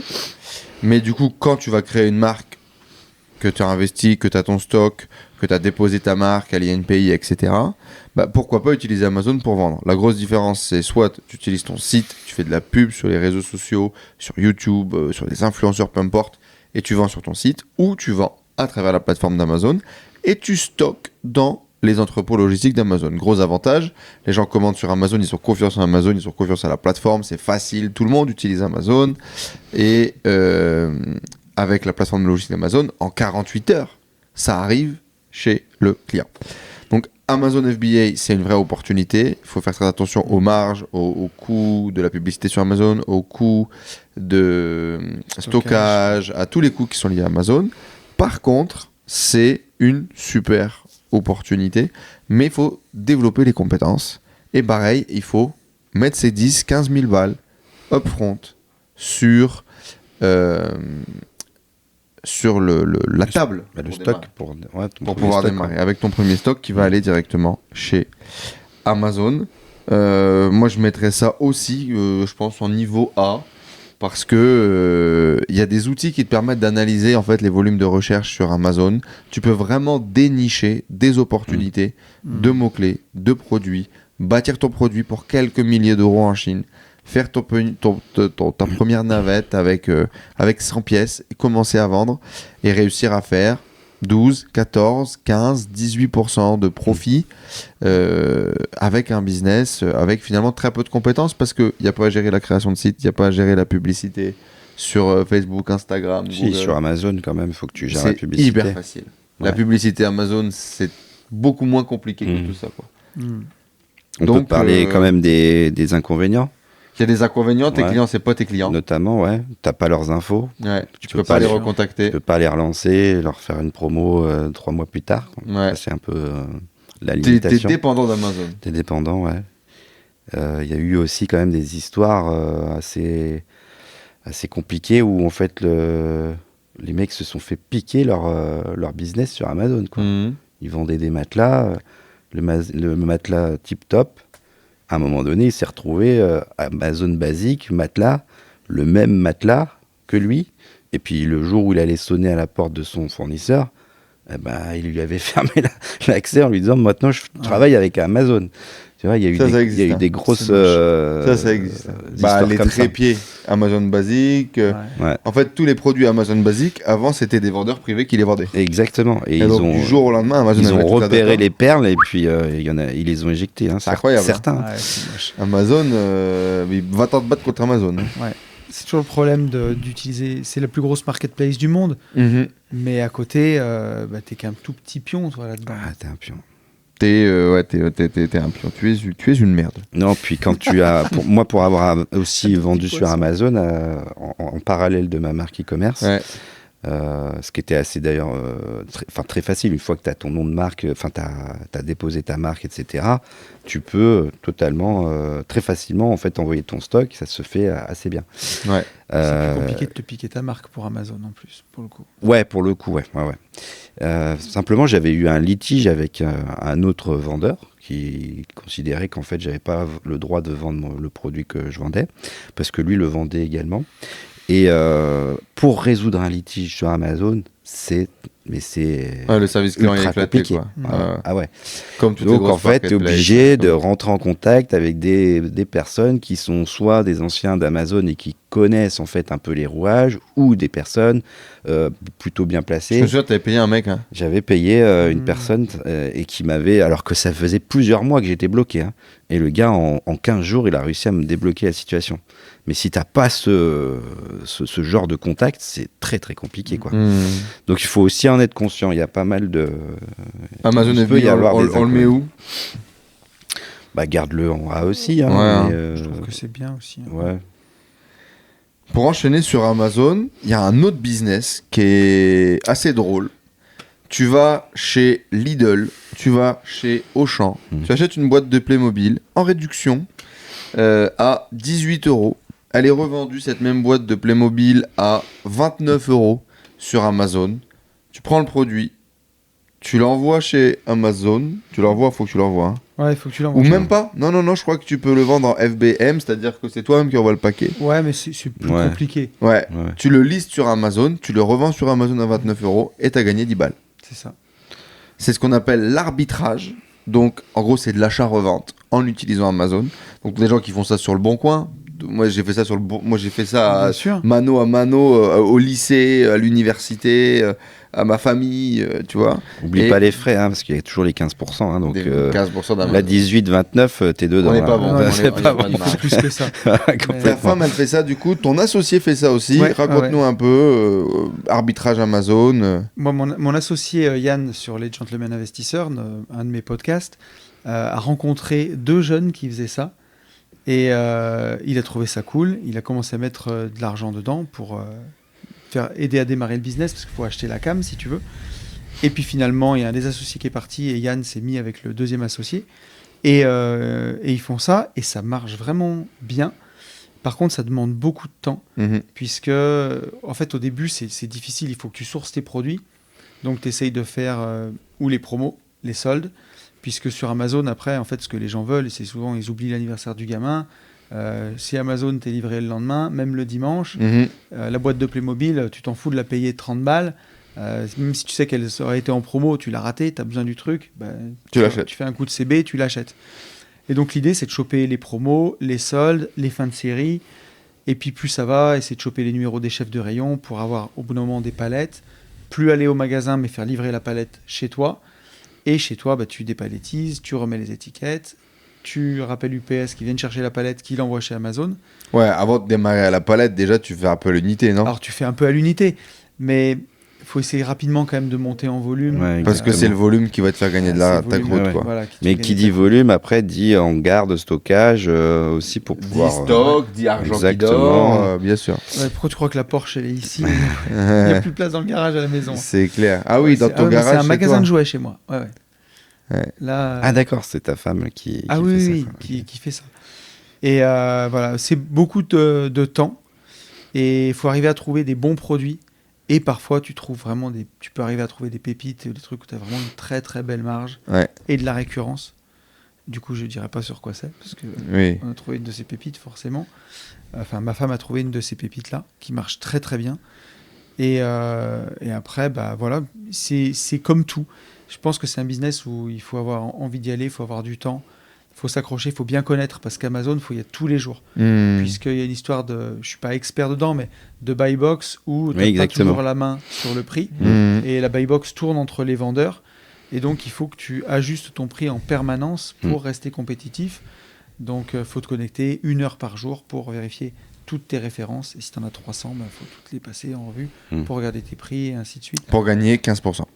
Pour gagner 15%. Donc après, au début, c'est pour ça qu'il faut quand même avoir un peu d'argent, puisque si tu vas au magasin et que tu as 1000 balles devant toi, bon, tu vas acheter pour 1000 balles de Playmobil. Pour gagner 1200 balles. Voilà. Et si en fait, le chef de rayon peut te faire une palette et en acheter pour 10 000 balles, bon, tu t'es déplacé qu'une fois au magasin. C'est comme ça que tes potes ils sont accélérés. Ouais, c'est ça. Oui, dans la mesure où tu sais que c'est une bonne opportunité d'acheter, et tu vas le passer ce stock, sinon il va te rester sur les bras, quoi. Bon, par contre, il faut sniper les produits, il faut apprendre à revendre. Il y a besoin de très peu de compétences. Finalement, il faut juste bien acheter et s'assurer qu'on va pouvoir le vendre. Donc, on prend les quelques outils Amazon. Exactement. Par contre, t'as pas vraiment de business, quoi. Moi, je pense que t'es un gagne petit quand tu fais ça. Tu fais du troc, tu fais intermédiaire. Je suis pas de cet avis. Pour avoir vu des mecs sur TikTok parler de leur business, quand tu vois le hangar qui s'est monté, avec la petite douchette automatisée. Là où tu es dur, c'est qu'au bout d'un moment, il faut commencer comme ça. Tu vois, comme quand j'ai commencé en marchand de biens, tu fais des petits trucs avant de faire des gros. Mais après, quand tu arrives à vraiment toucher des chefs de rayon et puis après direct des fournisseurs en direct, au bout d'un moment, c'est t'as ton téléphone, ton MacBook. Et puis que tu as trouvé ta pépite. C'est ça. Elle se vend toutes les semaines, X fois. Là, au lieu que ça passe chez toi pour que tu dépalettises et repalettises, ça va dans des ateliers spéciaux. Il existe vraiment ça maintenant, où ta cam, elle arrive, c'est des petites mains, tu sous-traites, tu payes, mais qui collent les étiquettes à ta place, qui renvoient. Et toi, tu es juste avec ton téléphone entre le fournisseur, le gars qui refait ton repackaging et Amazon où ça stocke. Et tu passes tes coups de fil et ça roule. Ça roule. Ouais, franchement, je trouve ça génial. Moi, je le mettrais en A, tu vois, parce que c'est hyper accessible, en fait, pour tout le monde. Mais c'est pour les bosseurs. Voilà. Ça tombe pas du ciel non plus, quoi. Et donc, moi, ça va me faire rebondir sur autre chose. Un petit jeune, tu vois, qui a 18 ans, il commence à toucher sa première bagnole, il faut mettre le plein. Il faut. Mais c'est un business quand même petit dans ce cas-là. Ouais, mais aujourd'hui, il n'y a pas que Amazon pour faire de l'arbitrage. Tu as aussi du Vinted, tu as aussi du Bon Coin, tu vois, où les personnes qui vont... Par exemple, je vais te donner l'exemple de mon neveu, là, qui vient d'avoir 18 ans. Donc, il faut mettre l'essence dans la voiture, il faut sortir la copine, il faut lui payer des petits restos. Il y a besoin de cash, tu vois. Pourtant, il fait les études à côté. Donc, qu'est-ce qu'il fait ? Il habite à Valence, il va à Marc Avenue, il achète 3, 4, 5, 6 paires de godasses, petit à petit, tu vois. Au début, c'est une. Il la revend. Il achète sa paire 25, et il la revend 55, 60, quoi. Et pour un jeune qui démarre comme ça, 30 balles, c'est bien. Sur le mois, il s'est fait quasiment 800. Et le mois d'après, s'il monte, avant d'atteindre les paliers, tu vois, parce qu'il y a des paliers maintenant sur Vinted, autrement après, tu es catégorisé comme professionnel, quoi. Ok. Et il démarre comme ça. Et en fait, sans le savoir, il fait de l'arbitrage, tu vois. Bien sûr, c'est de l'arbitrage. Voilà, c'est de l'arbitrage complètement. Ma fille de 15 ans, sur Vinted, elle fait entre 100 et 150 balles par mois. À 15 piges. Voilà, c'est ça. Sur le même concept. Et puis, je trouve ça... En gros, alors elle le fait sur Vinted, parce que si tu veux, elle a un petit compte Revolut, mais bon, à 15 ans, tu peux même pas cash out sur Vinted. Elle a un compte pour son âge, si tu veux. Donc, elle le fait que sur Vinted. C'est-à-dire qu'elle repère des produits sur Vinted, elle les achète, c'est livré à la maison. Elle regarde si c'est tout propre et tout, vraiment comme sur l'image. Elle négocie et après elle le revend, elle, sur Vinted. Donc elle fait pas des études énormes, mais elle fait peut-être 5-10 balles sur une fringue. Et elle refait les photos. Tu vois, les photos sont moches, elle discute avec la personne, mais le produit, il est bien. Elle le reprend, elle fait des belles photos dans sa chambre avec son iPhone et elle renvoie. Et moi, je vais à Lidl mettre les cartons dans le truc Mondial Relais. Voilà, c'est ça. Mais c'est incroyable. Elle l'a fait toute seule, tu vois. J'ai même pas montré. Ouais, exactement. Ouais. C'est pour ça que les enfants, ils sont étonnants parfois. Ce qui est, c'est qu'ils ont maintenant aussi accès aux vidéos sur. Voilà, c'est ça. C'est ça. Mais c'est génial. Ouais. Puis qu'ils aient cette maturité aussi de. Du coup, je fais pitié qu'on argent de poche parce qu'elle se fait plus. Elle toute seule. C'est bien, ça développe en tout cas cette vision de l'entrepreneuriat. Avant de parler de SaaS et de logiciels, tonton, tu gagnes de l'argent avec une stratégie insolite dont on parlait tout à l'heure, qui est quand même assez folle. Raconte-nous un peu, du coup, qu'est-ce que c'est que Patreon, OnlyFans et toutes ces plateformes à abonnement où les gens te payent pour du contenu privé. C'est mon OnlyFans où je me fous pas à poil pour le coup. Ah. Remarque, tu sais pas, parce qu'il faut payer pour voir ce qu'il y a sur le Patreon quelque part. Moi, je peux vous dire que je paye, je sais ce qui se passe. Non, c'est pas vrai, en plus, je suis pas dessus. Mais ouais, ces plateformes-là qui sont un peu les plateformes nouvelle génération, alors c'est bien évidemment avec beaucoup d'humour et d'insolence que je parle d'OnlyFans, mais le concept est le même, c'est-à-dire on paye pour accéder à du contenu privé. Et donc, du coup, qu'est-ce que tu partages sur ton OnlyFans, toi, Anto ? Donc c'est pas vraiment réel, ça. À OnlyFans tu sais d'ailleurs que vous avez vu ou pas? Un peu, je parle un peu chinois. Le créateur de Mime est de cette ville là. Ah, il est d'ici? Il est d'ici et c'est un pote de Ben. Ah ouais, ok. Ouais, c'est une sacrée boîte, ils étaient 3, ils ont fait un sacré truc, ils ont fait le OnlyFans francophone, quoi. Ouais. Et ça cartonne. Mais donc mon OnlyFans à moi, c'est Patreon pour le coup, et j'ai 2 comptes Patreon, un avec les Gentlemen Investisseurs et un avec Nouveau Départ. Donc au final, c'est peut-être la source de revenus qui me rapporte le plus par rapport au temps que j'y passe finalement, mais ça tombe pas du ciel, c'est la suite logique de tout le reste. Mais en gros, j'ai un modèle où je fais un podcast tous les 15 jours qui est gratuit sur les Gentlemen Investisseurs et un podcast tous les 15 jours qui est privé sur le Patreon. Et donc dans le contenu gratuit, on partage énormément de valeur, on répond aux questions des auditeurs, mais sur le Patreon, c'est du contenu qui est beaucoup plus d'insider. C'est-à-dire que je partage les chiffres de mes opérations, je partage toutes les dernières astuces en avant-première, tout ce que j'ai vu, on répond aux questions des auditeurs de façon vraiment détaillée. Si les gens ont des analyses, des masterclass, des choses à faire, quasiment. Voilà, vraiment. On essaye de délivrer beaucoup de valeur. Donc ces 2 podcasts, plus de temps en temps des petites capsules où je vais prendre mon téléphone, je vais me filmer pendant 10 minutes, je vais expliquer un truc qui s'est passé, en essayant vraiment de donner dans chaque contenu le plus de valeur possible. Et en plus de ça, ils ont 10% sur toutes les formations. Et ça coûte 12 € par mois. Donc on peut dire le prix d'un paquet de clopes, je fume pas, mais tu vois, ou d'un menu au McDo. Et c'est sûr que le contenu à créer, pour le coup, me prend 2 heures par mois. C'est quasiment à peu de choses près, la même chose que tu fais gratuitement. Ouais. Mais là, les gens, ils te payent 10 balles par mois. Ouais. Et donc, tout le monde s'y retrouve parce qu'ils ont 10% sur les formations. Si tu prends la formation Marchand Bien qui est à 900 €, tu as gagné 90 balles. Je veux dire, tu as renta ton abonnement, un truc de fou. Et les gens peuvent se désabonner. Tu peux t'abonner un mois, prendre tout le contenu. Donc aujourd'hui, il y a plus de 100 épisodes de podcast dessus. Et te désabonner. Mais les gens restent abonnés. On a un beau taux de rétention. Ils ont aussi les événements en avant-première. Quand on fait des événements, des masterminds, ils ont le lien une semaine à l'avance pour réserver. Et c'est souvent d'ailleurs rempli par les gens de la communauté du podcast privé. Et donc c'est intéressant parce qu'aujourd'hui, avec notre nombre d'abonnés, on fait des fois des réductions pour le Black Friday. Donc il y a des gens, et on les encourage à le faire, comme on est des Auvergnats, à se désabonner et à se réabonner quand il y a la promo le même mois parce que tu es à 9 balles. Et voilà, on veut que la communauté, pour le coup, en profite. Mais au final, ça me rapporte à peu près 3 000 € par mois.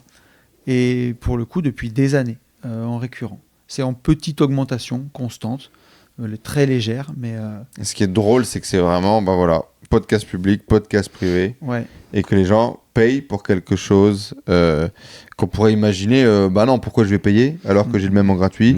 Et oui, il y a une petite partie de la communauté, il y a une petite partie des gens qui veulent payer pour en voir plus. Un peu comme vous, les coquins, sur OnlyFans. Et le dernier truc trop bien, c'est que comme c'est vraiment privé, si tu veux montrer ta bite, non, je rigole. Ah oui, tu peux. C'est ça. Non, on peut partager du contenu qui est vraiment...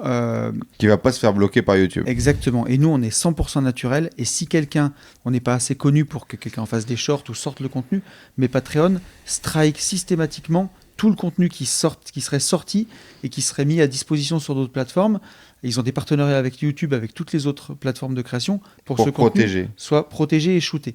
Et donc, on a un ton qui est beaucoup plus libre, puisque j'ai à peu près 400 personnes sur le Patreon qui regardent les podcasts. Ah oui, quand même. Donc, c'est la famille, c'est vraiment la communauté la plus pure et dure, celle qui est capable de payer tous les mois plus pour engagée, ouais. Et donc, dans ceci, on a un ton qui est beaucoup plus libre. Il y a des trucs que je dirais pas sur YouTube. Tu te sens en confiance. Dire sur Patreon. Ouais, tu te sens en ça. confiance. Ouais. Et donc là, tu peux balancer des chiffres, tu peux balancer des vraies astuces et même des trucs où tu dirais sur YouTube non-financial advice, attention, mettre toutes les pincettes que tu peux. Là, sur la commu privée, vous êtes grand, quoi. Bah oui, vous êtes grands, les mecs. Donc on vous dit ce qu'on fait, on vous dit que c'est une très très bonne idée. Maintenant, vous êtes grand, mais on peut beaucoup plus se lâcher. Acheter du Bitcoin. Ouais, par exemple. Mais not financial advice. Et pour un créateur de contenu, c'est chouette d'avoir une plateforme comme ça où tu sais que t'es pas avec des touristes, t'es avec des gens bienveillants qui ont payé pour t'écouter. Et donc, ça change la relation. Ouais. Ça change la relation et ça change les contenus. Il y a des gens qui écoutent les deux podcasts et ils voient que le ton est différent. Pas le même. Toi, tu vois des photos de tes pieds, du coup, Étienne ? C'est ça ? Pardon ? Tu vois des photos de tes pieds sur OnlyFans ? J'aimerais bien. Tu connaissais ce business model, Patreon, etc. Ah, pas du tout, non, je découvre en t'écoutant là. Franchement, je trouve ça très. En fait, ça répond à une problématique que des personnes, youtubeurs, etc., qui proposent du contenu payant. De la formation, en fait, parfois veulent aller plus loin. Ah ouais. Et il y avait cette notion de divulgation de leur contenu. Donc, ils ont réussi à répondre à en une France, problématique. Par exemple, tu vois, le précepteur. Non, le précepteur. Ou le percepteur. Non, le précepteur. Le précepteur qui fait une chaîne philosophie, là, il fait 1 million d'abonnés. Charles, exactement. Ouais. Et il a des contenus privés sur lesquels il éduque, il donne des cours, et les gens payent un abonnement. C'est surtout aux US, en fait, moi, que j'avais découvert ça sur des communautés un peu de geeks, sur des trucs très pointilleux, spécifiques, tu vois. Si demain Marketing Mania, par exemple, ferait un Patreon, ça marcherait. Ouais, je pense. Parce qu'en fait, comme il fait très peu de contenu, s'il disait aux gens, vous en voulez plus ? Là, je vais faire des vidéos de l'autre côté. Surtout d'accéder à Stanislas en direct, parce que maintenant, il s'est quand même un petit peu retiré. C'est pas vraiment en direct, pour le coup. C'est vraiment une plateforme communautaire. Ouais, ok. Donc, t'as pas accès à Anthony en direct. Si. Pour Stan, tu veux dire ? Non, mais toi, ton pote, les gens n'ont pas accès à toi en direct. Non, mais ils peuvent quand même poser des questions vraiment. Ils peuvent poser des questions. Donc là, c'est quand même, il y a une proximité, quoi. 06, non. Non, mais il y a une proximité qui est beaucoup plus. Il y a plus de proximité, bien sûr. Et dans la mesure où c'est payant, Stan, il peut se dire, là, je vais pouvoir me mettre plus en avant. Sur des auditeurs, tu vois. Après, ça dépend, parce que la communauté de Stan, elle est tellement énorme. Moi, 400 personnes sur le Patreon, je réponds à tout le monde. Parce que, et pour être honnête, je dis pas que je les connais presque tous. Mais j'en connais beaucoup maintenant. Oui, tu les reconnais beaucoup. J'en ai beaucoup vu en séminaire, de partout. On se parle beaucoup. Oui, avec les années, quoi. Avec les années, j'en connais beaucoup. Et tu vois, il y a des créateurs de contenu comme Papacito, par exemple, qui a arrêté complètement ses contenus gratuits et qui n'est plus que sur Patreon. Parce qu'il en avait marre de voir son contenu sorti, et bon, comme c'est en plus un peu polémique, d'avoir des procès, des trucs comme ça, et au final, il est full Patreon. Okay. Et au moins, tu es sûr que les gens qui veulent t'écouter, ils payent, quoi. Et ils c'est ça, c'est-à-dire qu'à un moment donné aussi, quand le mec il comprend le business et qu'il se dit tiens, je peux être rémunéré pour le truc que je fais gratos. Non, mais c'est des mecs qui ont atteint un niveau de personal branding aussi qui est tellement élevé qu'ils peuvent se permettre de couper les vannes, on va dire. Quand tu crées beaucoup de contenu, moi, en vrai, ça me touche beaucoup que la commune soit prête à payer 9 balles par mois pour bien sûr. Parce que tu vois, à contrario, des fois, tu rencontres des gens qui ont écouté tout ton contenu gratuit, absolument tout. J'ai eu le cas il n'y a pas si longtemps.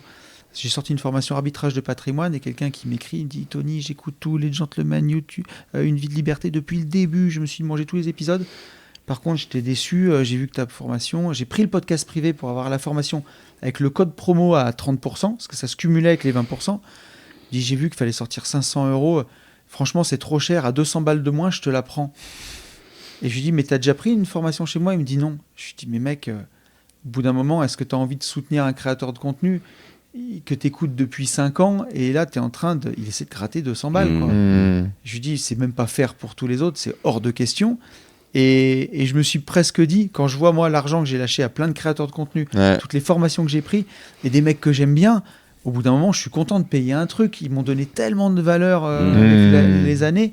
Je te parle pas de tout acheter, mais ça 200 balles, quand toi tu l'aides à acheter un bien immobilier, à économiser des milliers d'euros, des machins. Bon. Surtout que là, on parlait d'une formation arbitrage de patrimoine où ça s'adresse à des gens qui ont déjà du patrimoine. Déjà de l'argent, ouais, c'est sûr. C'est une formation qui, sur certains types, te fait gagner des sommes à 5 chiffres, clairement.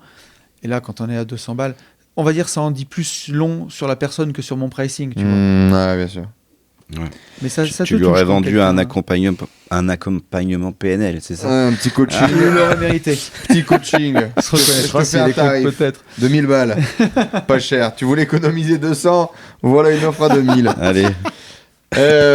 J'ai plein d'autres choses à dire, mais ça fait déjà un moment qu'on est sur cette vidéo. Peut-être clôturer avec le business de SaaS et de logiciels qui a le vent en poupe, qui est très à la mode. Qui a essayé de lancer un SaaS, un logiciel? Qu'est-ce qu'on pense de ce business model? Déjà, il faut des compétences techniques. Même si avec l'IA, c'est plus facile qu'avant, il faut des compétences techniques. Moi, il y a des trucs qui m'ont fasciné. C'est aux toutes premières heures de ChatGPT. Tu sais, quand tu rebrandais un peu ChatGPT, je ne sais pas si tu avais suivi le Tougan.ai de Tougan. C'est des membres de sa commu qui avaient fait ça. Ils avaient fait un emballage autour de ChatGPT pour que tu lui filais un de tes contenus et ça te sortait un contenu Twitter, un contenu Instagram, une newsletter à partir d'une vidéo que tu avais fait. Et c'était brillant et il a eu beaucoup d'abonnés. Il a revendu apparemment le business une fortune. Aujourd'hui, j'ai l'impression que c'est trop tard pour faire un truc où tu rebrandes ChatGPT. Les gens commencent à apprendre à prompter. Mais j'ai trouvé ça brillant. Et par contre, je trouve ça hors de portée, quoi, pour moi. Okay. Il faut savoir coder. Je pense que c'est beaucoup de travail de faire un SaaS. Moi, j'ai très peu d'expérience. J'ai lancé un petit outil, mais j'ai pas marketé. Un truc pour traduire les boutiques. Ouais, en fait, ça permettait de copier une fiche produit dans ta boutique sur Shopify et ça te l'a dupliqué sur ta version anglaise ou italienne de la même boutique. Donc, ça t'épargnait en fait cette phase-là de copier-coller, passer par le traducteur, etc. Ça fonctionnait avec Amazon Traduction, quoi. Et voilà, j'avais ça. Non, j'avais une petite anecdote là-dessus, c'est qu'il n'y a pas longtemps, Nano Banana est sorti. Moi, je ne connaissais pas Nano Banana. Pour faire des automatisations, c'est ça? Non, pour créer un contenu visuel. D'accord. Ça, je ne sais pas ce que c'est. Nano Banana, c'est chez Gemini, c'est Google. C'est leur IA de génération d'images. Ouais. Sinon, c'est... Vidéo, c'est VO3. VO3, c'est ça, VO3. Et donc, moi, j'entends parler de Nano Banana. Je dis, c'est quoi ça? Je n'avais pas calculé qu'en fait, c'était encapsulé dans Gemini, en fait. Tu vois, je pensais pas. Et donc, je tape Nano Banana sur Google. Tac, je vois le premier site qui arrive. Micro-pénis. nanobanana.ia. Tu vois, je me pose pas de questions, je rentre dessus. Petit abonnement à 14 balles par mois. Je signe. Tu payes. Et puis, et je commence à taper mes prompts, à envoyer mes images. Mais je trouve ça un peu lent. Les mecs m'avaient dit que c'était rapide. C'est des mecs qui ont encapsulé. Alors, voilà, parce que forcément, tu as une API. Et qui c'est qui avait fait ça? À nos chers amis SEO, qui sont toujours au bon moment, tu sais, qui avait déjà créé son site à l'avance, ou qui avait peut-être déjà fait avec une autre IA avant, peut-être avec ChatGPT. Et là, il l'a repositionné sur NanoG. Et pendant 1 mois et demi, avant que je me rende compte que j'étais en train de payer un truc qui était gratuit normalement. Et donc, tu vois, c'est un petit SaaS quand même assez astucieux. Et si moi, je suis tombé dans le panneau, il y en a des milliers qui ont dû tomber dedans, c'est sûr. La petite astuce. Et donc maintenant j'en parle, je l'avoue, m'a trop pris. Mais honnêtement, c'était super bien fait. Tu pouvais. Le mec qui manque un peu de culture comme moi à ce moment-là, qui sait pas que c'est encapsulé dans le Gemini classique. Tout le monde, il tape le truc, il a chopé l'exact match sur le domaine qui tombe parfait. Et voilà, c'est parti. Il a engrangé quelques milliers d'euros, enfin même centaines peut-être, de milliers d'euros. Ni vu ni connu. Oui. Il y a plein d'autres stratégies pour gagner sa vie sur Internet et devenir riche. Alors, pour devenir riche, devenir freelance, ça peut être un peu compliqué, mais en tout cas, gagner ta vie, c'est très possible et très rapidement. Création d'une agence digitale, la prestation de services divers et variés, mais du coup, en montant une équipe, etc. Site d'affiliation, on en a parlé un petit peu. Créer des chaînes YouTube avec la monétisation AdSense. Aujourd'hui, avec l'IA, par exemple, créer des chaînes avec du contenu sur lequel tu vas être payé par la pub, faire des millions de vues. Il y a notamment un YouTuber là, qui est connu, qui a une dizaine de chaînes qui ont plus d'1 million d'abonnés et qui gagne sa vie avec la monétisation YouTube. Je sais pas. La vérité, je sais pas. J'ai pas d'avis, mais j'imagine par exemple qu'il y a plein de chaînes de méditation, de prière, de motivation qui peuvent être automatisées aujourd'hui, être faites avec de l'IA, faire des millions de vues et peut-être. Voilà, j'imagine qu'il y a un truc. Des histoires pour les enfants, Je pense qu'il y a des choses. Le print on demand, on en a parlé un petit peu. Autour de l'IA, il y a plein de choses. Moi, j'avais vu des gens démarrer avec le microservice. Je recommandais aux gens de créer un service sur Fiverr, sur Upwork, pour commencer à gagner leurs premiers revenus, parce qu'il y a des opportunités à faire là-dessus. À un moment donné, on avait acheté des e-books avec les droits de revente de ces e-books. Et donc, tu achètes des livres déjà faits. Donc, tu achètes ces PDF qui sont déjà des livres, qui sont déjà faits, qui sont déjà... pertinents, soi-disant, hein, et tu as le droit de les revendre pour pouvoir encaisser la marge. Et tu peux aussi devenir une influenceuse sur OnlyFans. Voilà, plein de stratégies de business. On a un peu oublié notre tier list. Hein. Moi, j'ai arrêté à arbitrage. Tout le reste, j'ai pas écrit. Donc, on vous remettra la tier list finie dans cet épisode. Il est minuit 15 au moment où on tourne. Si. La nuit va être si courte. Demain, c'est réveil à 6h30, donc... Est-ce que tu aurais un mot de la fin pour tous ces gens qui veulent devenir riches grâce à leur business en ligne et donner des conseils ?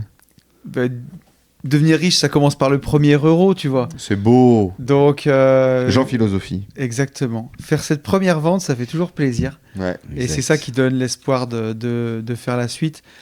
Moi, je vais être toujours la voie de la sagesse, chercher toujours la petite astuce, le truc, le gain petit. Ça mène jamais bien loin. On peut faire un coup une fois et que ça marche, mais il faut garder une éthique quand même. Voilà, si vous voulez vendre des formations en ligne, faites-le sur votre expertise ou développez votre expertise. Mais... Je suis fatigué. Il est fatigué. Je crois qu'on est tous fatigués.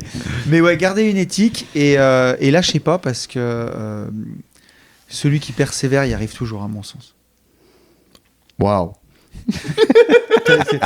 Oui, c'est de la philosophie de milieu et quart, si tu veux. Au bout d'un moment, je suis fatigué. Non, mais pour le coup, je pense que c'est très vrai. C'est juste j'ai envie de me moquer. Je suis fatigué. Moi, je dirais qu'aujourd'hui, il y a tellement de moyens de se lancer grâce au réseau. Pardon, je suis fatigué. Grâce aux réseaux sociaux. N'importe qui, en fait, qui a un petit savoir-faire, je sais pas... une expertise sur la procrastination, mais tu sais bien cuisiner, tu peux vendre ton contenu, tu sais jardiner, tu sais t'occuper de tes arbres, tu sais faire du skate, tu sais faire un peu n'importe quoi. En fait, tu peux transmettre bien ça et en faire un business. Donc ça, c'est assez génial. On vit une époque assez dingue à ce niveau-là. Donc, et puis après, se former, on en parlait tout à l'heure, ça te fait gagner un énorme, beaucoup de temps en fait, d'acquérir tout de suite les bonnes infos, les bons tuyaux. Tu débourses peut-être 500, 1000 euros au passage, mais ça va t'en faire économiser beaucoup en temps et en recherche en fait par toi-même que tu aurais à tâtonner à droite à gauche. Prendre conseil autour de son entourage, c'est important aussi. Et voilà, et se lancer, ne pas perdre son objectif, quoi, et se lancer. Il n'y a que ceux qui entreprennent, en tout cas, qui réussissent à un moment donné, ça c'est certain. Waouh! Autre philosophie incroyable, il n'y a que ceux qui essayent, qui gagnent. C'est comme au loto. Il n'y a que ceux qui jouent qui gagnent. C'est vrai, à un moment donné, on est toujours en train de dire ça. Il a trop de chance, il a gagné. Mais en même temps, il allait jouer tous les vendredis. Donc à un moment donné. Ça fait 42 ans qu'il joue. Voilà. Il prend 4 grilles. Exactement. Et puis tu vois, Étienne, tu as eu tes moments de solitude quand tu as tourné ta formation et tout. Moi, je te jure, quand j'ai fait mon premier podcast, j'ai déballé mon micro Amazon à 60 boules, j'ai ponté mon pied chinois en merdonium appauvri, et j'ai commencé à parler dedans. C'est précis. C'est ridicule. mange ce truc et ne le dis à personne. Qu'est-ce que je l'ai quand même mis sur YouTube. Viens, on oublie. Ce qui s'est passé. Et on n'en reparle plus jamais. C'est ça. Ouais, ma première vidéo est toujours en ligne, je sais ce que ça fait. Ouais. Mais ça valait le coup finalement. Ah, finalement, on est là. Voilà. Bah oui. 10 ans plus tard, je suis là, avec 2 repas, à 23h, dans une zone artisanale, à Saint-Étienne, du cul de la France. Quelle vie de merde. Alors qu'il a déjà interviewé les plus grands, tu sais. C'est ça. Quelle vie de merde. Tu fais le tour du monde pour te retrouver à Saint-Étienne, 10 à ans Montbrison. plus tard, Si vous voulez continuer de suivre le déclin d'Enzo Honoré, voilà. c'est sur sa chaîne Exactement. YouTube. Bientôt dans la Creuse. Abonnez-vous. Le compteur, il décompte maintenant, tu sais. Abonnez-vous à la newsletter pour en savoir plus et suivre le déclin. Waouh. Merci beaucoup d'être encore connecté à cette heure-ci. Si ça vous a fait marrer, tant mieux. Si ça vous a appris des choses, c'est encore mieux. Le lien du coup pour la newsletter, le podcast, pour avoir les informations pour les épisodes qui vont arriver. Je ne sais même pas vous dire qui sera l'invité de dimanche, mais on a un invité qui est génial avec un podcast qu'il ne faut absolument pas rater. Ce sera notre prochain podcast invité de dimanche. Et puis La Tribu, qui est notre club d'entrepreneurs. Ça doit être ouvert. La promo a dû être lancée, c'est reparti, on a réouvert les portes. Et donc si vous voulez rejoindre un groupe d'entrepreneurs d'élite comme ces deux-là, ne ratez pas. Et s'il vous plaît, je suis en déclin. Donc c'est le moment. Rejoignez-nous. J'allais dire, on gagne pas grand-chose, mais on se marre bien. Mais non, on est blindés, on se marre bien. Ouais, on est blindés, on se marre bien. Vraiment, c'est important que vous choisissiez une activité qui vous corresponde, qui vous donne envie. Surtout, ouais. Et avec lequel potentiellement vous n'êtes pas passionné. Je crois pas au business passion. Par contre, je crois à ce qu'on devient passionné quand on apprend des choses, qu'on a envie de grandir, quand on est en croissance et quand on développe une expertise et surtout qu'on gagne de la reconnaissance grâce aux résultats qu'on obtient. Si tu fais quelque chose, au début, tu n'as pas trop de résultats, c'est OK. Si assez rapidement, tu gagnes en confiance en toi, tu obtiens des résultats, d'un coup, je peux te garantir que tu vas vraiment développer une passion pour ce truc. Et comme le disait tout à l'heure, très justement, notre ami aux cheveux longs, quand tu... quand tu fais quelque chose plus de 6 mois, tu y arrives. Tu y arrives. Voilà, merci à tous les amis d'avoir suivi ce podcast. Abonnez-vous, partagez-le, laissez des étoiles, 5 étoiles sur toutes les plateformes. C'était drôle, c'était différent. J'espère que ça vous a plu. Et je vous souhaite de gagner beaucoup d'argent. 1, de gagner votre liberté. 2, de gagner beaucoup d'argent avec un business en ligne. Ça a changé ma vie, c'est incroyable. Ça a changé leur vie et c'est incroyable. Et on n'est pas les seuls. Et c'est pas que du bullshit sur Internet. C'est une réalité. Voilà. Ciao tout le monde. Salut à tous. À bientôt.